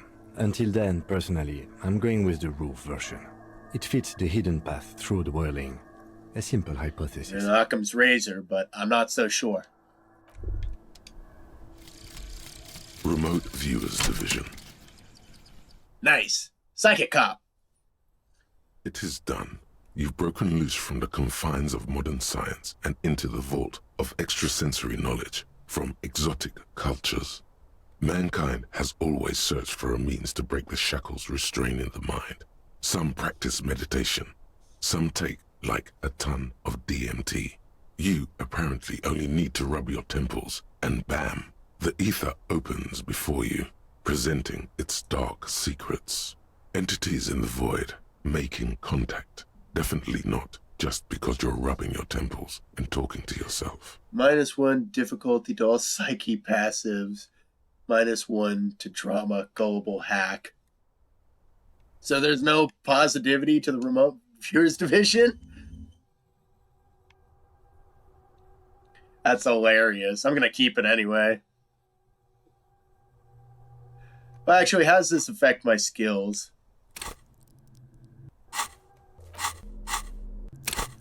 So Psyche took a hit.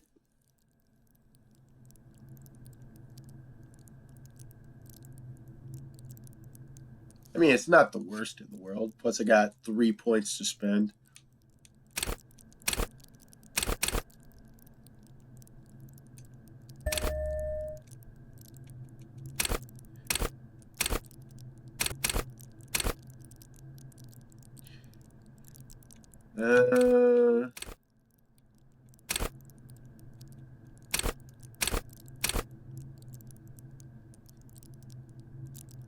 Yeah, let's go with that. I don't know why I wanted to put a point into Shivers, but I just wanted to. So, we got an hour left before the smoker is ready to talk with us. I think. Da, da, da, da, da, da, da.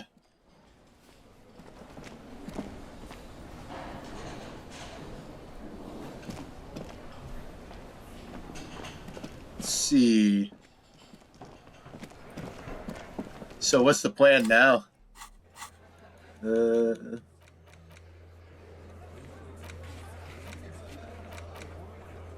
I guess I just gotta head on out.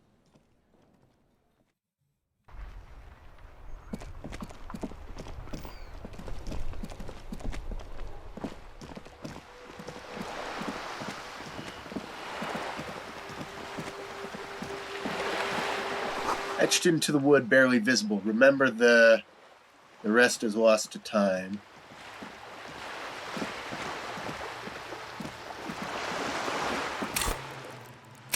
Oops. Let's equip the bag.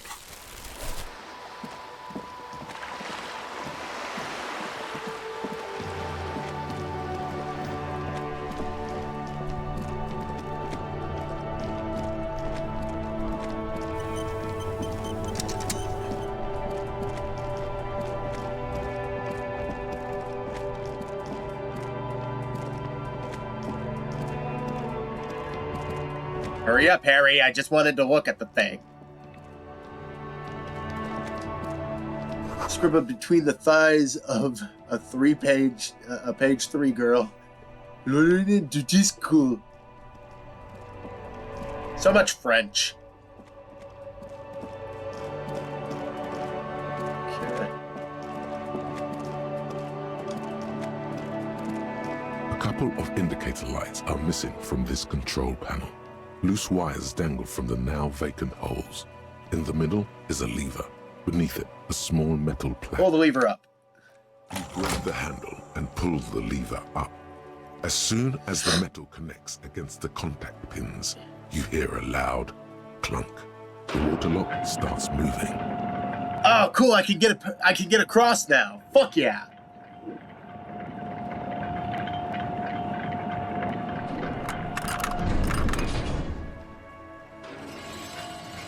Yeah, baby. Okay, if we ever need to get to the coast, then this is the way.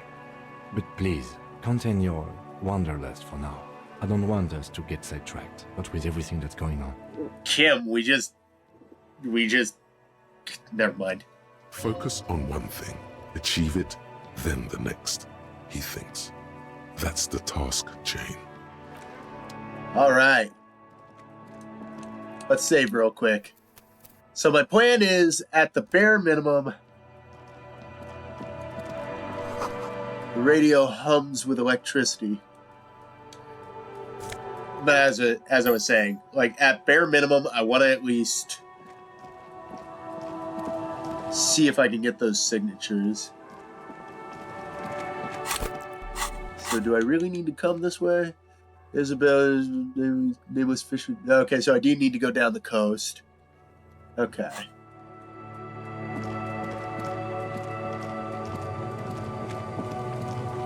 Ooh. The traffic beyond the gate, more abandoned motor lorries.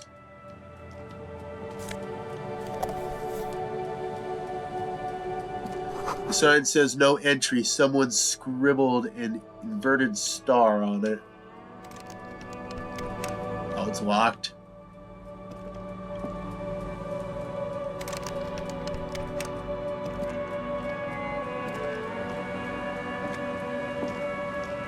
I can't go this way, can I? Fuck. Oh well.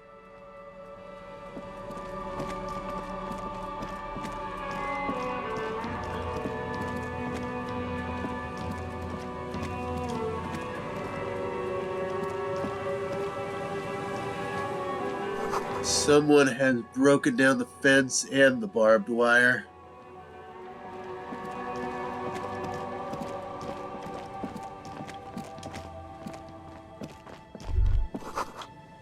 A breaker to power, maybe something's inside. Ahead, decade-old concrete defenses. Children play on them now.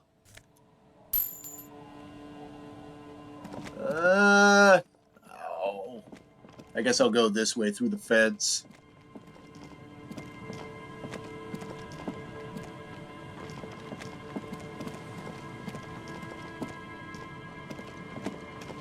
Ooh. Shivers? The wind is corralled by the 4-story buildings around this yard. Glory says the graffito to the ghosts of us. Oops. So much Real around here. What the heck?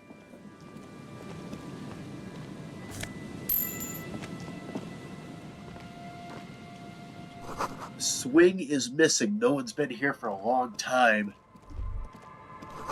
Birds in the birch tree, barely audible coos come from above.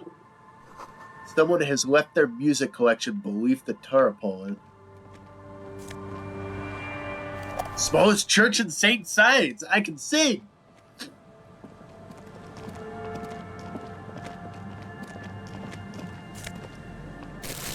I got some bags. Or sorry, I got some bottles. Rust peels off the bent iron posts of the swing. The wind whistles through the skeleton of the small house behind you. There's desolation everywhere. Yet someone used to live here, laugh here. Thought it was a good idea to build a swing, even. What happened here? In this yard? The lieutenant looks at the small building. A flock of gray swallows takes off in the distance. He's assessing the situation. How long ago was it abandoned? Someone thought they could have a summer house in a bloc obscur, for cheap. It didn't work out. They abandoned it about a decade ago. Wait, what's a block obscure? A black bloc. A part of the city left unrenovated after the war.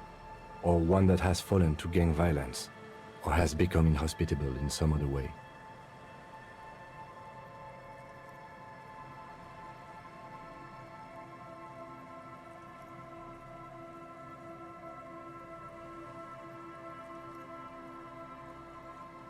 Excuse me, my nose was having trouble again.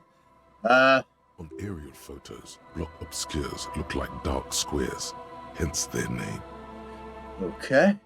So this part of the coast is the block obscure. Practically, it's not an official term in any way, but look around. No sewage, broken power lines, crime, drunks. Life is tough in the blocks. It's no place to build a summer house. At least they left some old music behind. Yes, and you picked it up as part of the jam rock shuffle. Thanks, kid. It's not meant as nagging, just an observation. Yeah. We should move. I don't think we will solve the murder with forays into the urban hinterland, at least in this phase of the investigation. Yeah.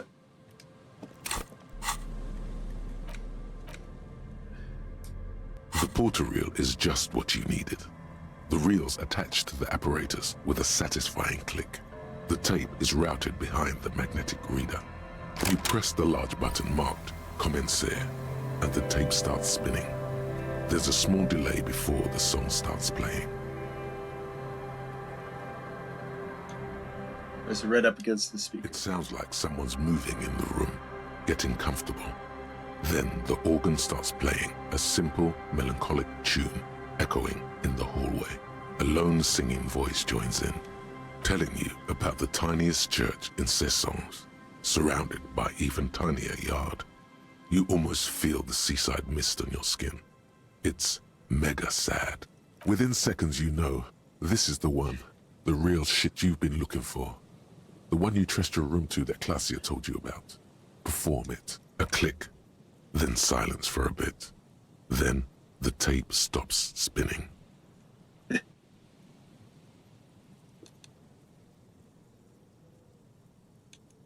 Can I sing this for karaoke? I think I could sing this. Of course you could sing this. You could take sad to a whole new level with this. And you already know the lyrics since you've listened to it like 1,000,000 times. Yep, they're all here. All 3 verses. And the B-side of the tape contains the instrumental version. It's like the world itself is telling you to do it. Only one obstacle stands on your way. What? Gart. You have to convince Gart to let you sing karaoke in the whirling. After you've won him over, you can express yourself. Let the pain out. Make everyone understand. I think I know how to end this episode tonight. The lieutenant watches you pack up the boombox. He doesn't say anything. Just a quick gander around the yard one more time. I think I've done enough favors to Gart for him to, at the very least, let me sing my sad tune. So I'm going to head back to the whirling. We're going to end this episode off on finally getting to complete the singing quest. This might be a bad idea, but it's a good one to me. And then, since there'll be like 2,000 hours, I will probably be able to not only like go down the coast for a little bit, but also talk to the smoking man next time. All right, let's save real quick.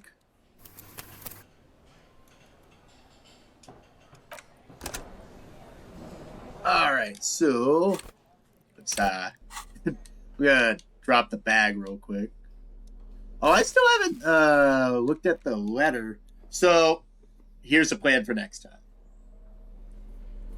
Read the letter, get the signatures, explore the coast.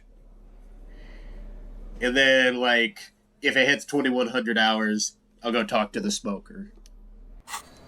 All right, Gart. Let me sing. Can I help you? Gart, I need to sing karaoke now. No, you don't. It's not happening. Please? He tries not to look at you. It's dangerous to acknowledge the karaoke. I'm not in danger as I was before. I think I've only ever smoked a cigarette since I had my blackout. You need to approach this situation logically. Ask him why he has the PA system installed if you can't use it. Why even have the PA system installed if nobody's gonna use it? It's my quest of self-discovery. Help me. This is the way of apologizing for the trouble I've caused. Please let me say I'm sorry.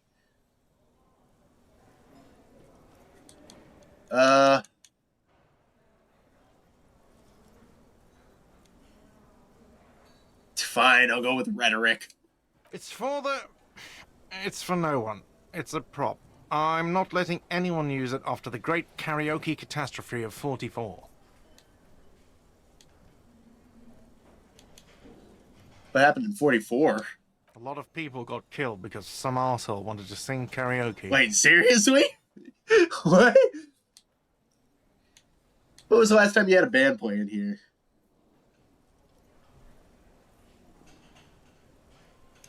It's not for bands, it's for clients.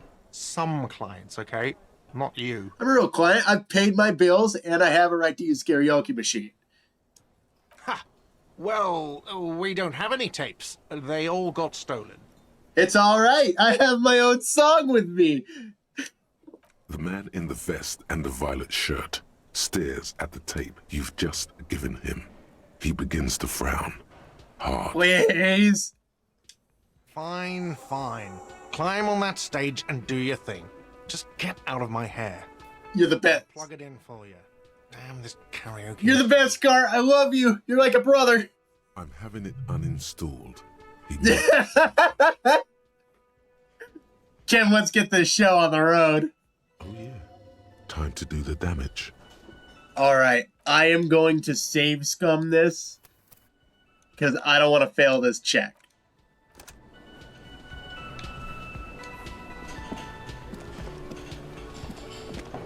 The stage is all set up for your performance. Feels silent. You can hear the pellets creak under your feet. Okay, Sean, Kim, I'm sorry, but I had to. So, are you ready for your thing now? What? Let me know when I should turn on the karaoke carousel. Look, Kim, I'm going to sing karaoke. I can see that. Press your lips up to the microphone, test it. Immediately, a loud feedback noise startles the room. You feel like an amateur. How are you supposed to hold the mic?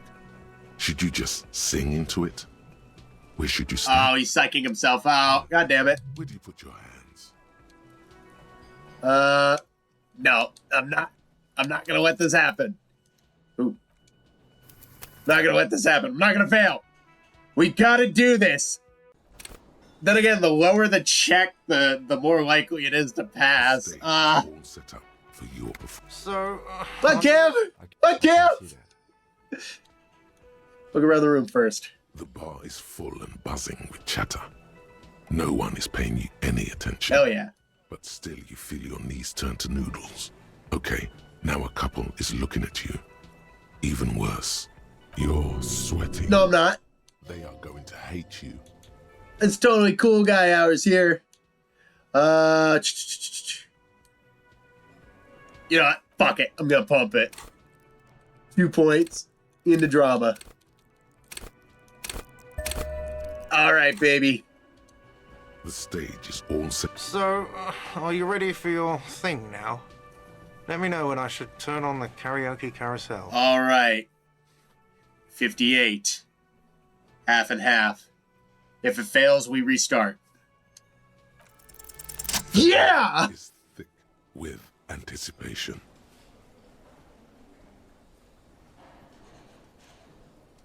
Someone dims the lights as the music starts. Okay, here we go.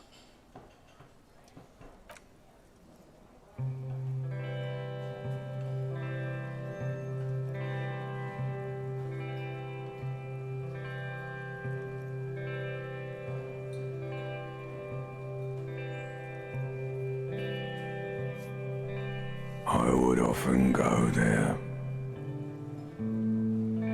to the tiny church there, the smallest church in Saint-Saëns, though it once was larger. How the realm may rest there, down through the mist there, toward the Seven Sisters, toward those pale cliffs there. I would often stay there, in that tiny yard there. I have been so glad here, looking forward to the past here. But now, you are all alone. None of this matters. No, none of this matters at all.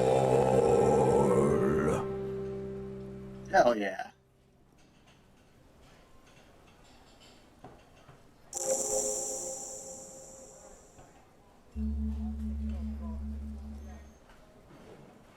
A lazy applause fills the room. You feel your hands shake as awareness of your body returns to you.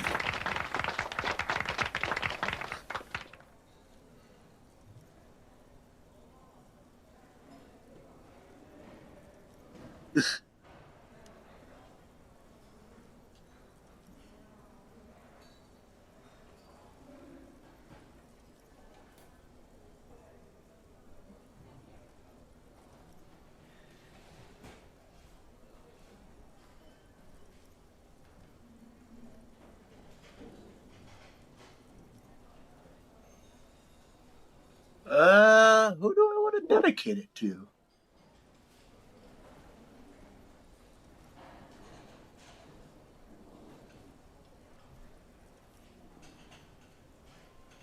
You know what?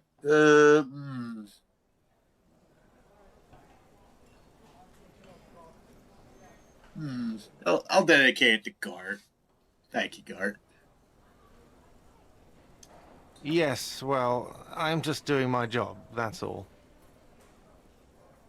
But, are you done now? Can I unplug the microphone? I'd like to unplug the microphone. Thank you, Martinez.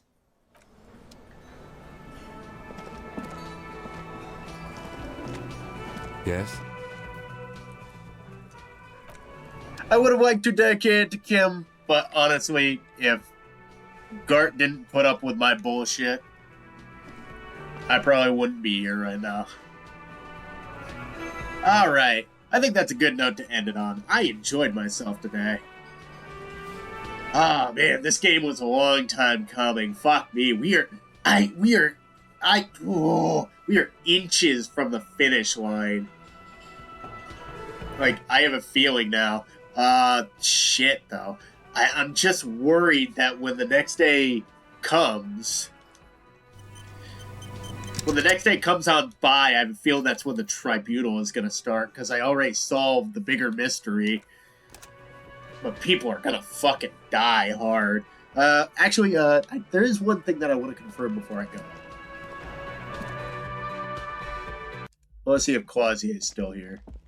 She probably left.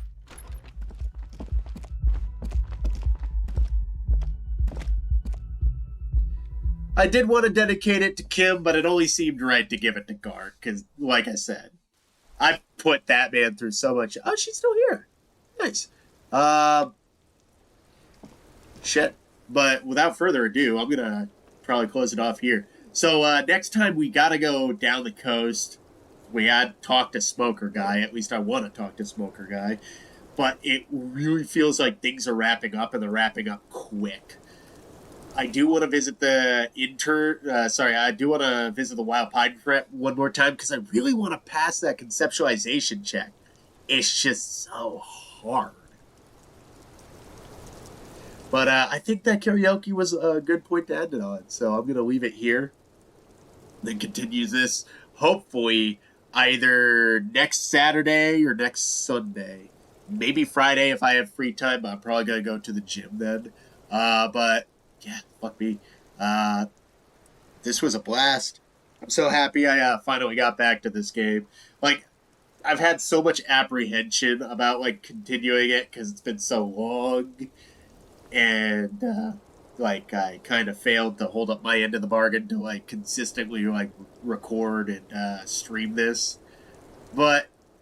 honestly, it's better to do it and just get it done when I can get it done. Because I'm not one of these YouTubers who have all the free time in the world. I have a 9 to 5. I got things I need and want to do after work. And I got people I want to hang out with. I got things I like to do besides play games and stream all the time. But I want to at least try to stream more consistently. So I'm going to plan for weekends from now on, since that seems to be the only days that I have free time. And at bare minimum, I'm going to stream Saturday, Sunday, or Sunday at the very least, possibly Fridays. But I'm going to save it for the end of the week, because trying to plan it during the week doesn't seem to work out well for me, unfortunately. And now, since all this snow's on the fucking ground, hopefully, I'll have a lot more free time and won't get called for every little thing to go help people out. And I know it sounds like I'm complaining about, like, going to help people. Don't get me wrong. When people need a hand, I'll be there in a heartbeat, but sometimes I just want to have a day to myself. But without further ado, thanks for anybody who joined in watching. Thanks for anybody who dropped by the stream. Anybody coming by the YouTube channel, hey, what's up? I don't know if I would have a more consistent viewer base if I started streaming on YouTube. So if anybody wants to see me, like, live, let me know. Because it seems like viewership on Twitch is always going to be spotty no matter what. Mostly because of how I carry myself. But other than that, like, leave a comment if you enjoyed it, leave a like if you enjoyed it, do whatever the fuck you want, like, subscribe if you want. And I'm not saying that because that's a thing you have to say. If you really found anything worth sticking around for, just drop something down so you don't forget about me. Like, I appreciate anybody who shows up, really, truly, from the bottom of my heart. I'm still learning this shit. There's still a lot of stuff that I can do to make this better. But at least for now, with the means I have, I think I'm in this comfortable amateurish position where I just like to play games and show my enjoyment and enthusiasm. Like, I'm not sure if I'll ever play a game I hate on stream, other than Dog Days. But, like, at the very least, I want to, like, show people you can have fun with a lot of different bullshit. And, like, you don't need to rely on AAA experiences for every little thing. Like, this thing was as indie as it gets. In fact, like, it's so indie, it was a one-hit wonder. Like, pretty much the studio dropped it and then died.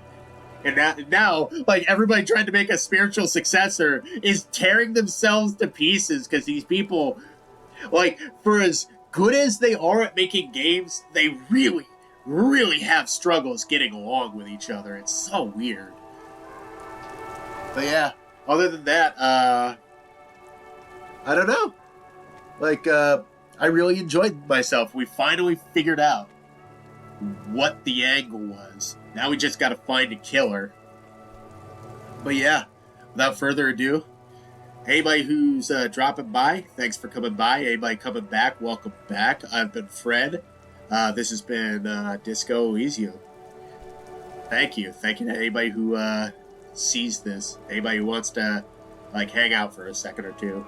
There's 7 other parts, so I implore you, even though the sound quality kind of comes and goes, even though, like, my enthusiasm and how I'm feeling kind of affects the recording, even though some episodes are literally just made up of me dicking around, running around, and, like, barely forwarding the story, like, if you really want to see the full journey, join up at the first part.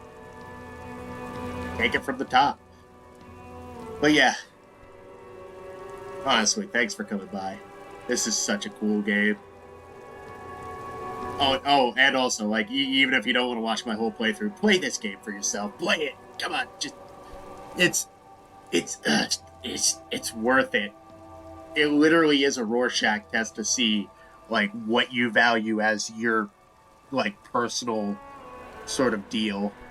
Like, you get to pick the compass and show it where north is. What a weird analogy. But hey, I'll stop waffling, I'll stop waxing poetic. You guys have a good night.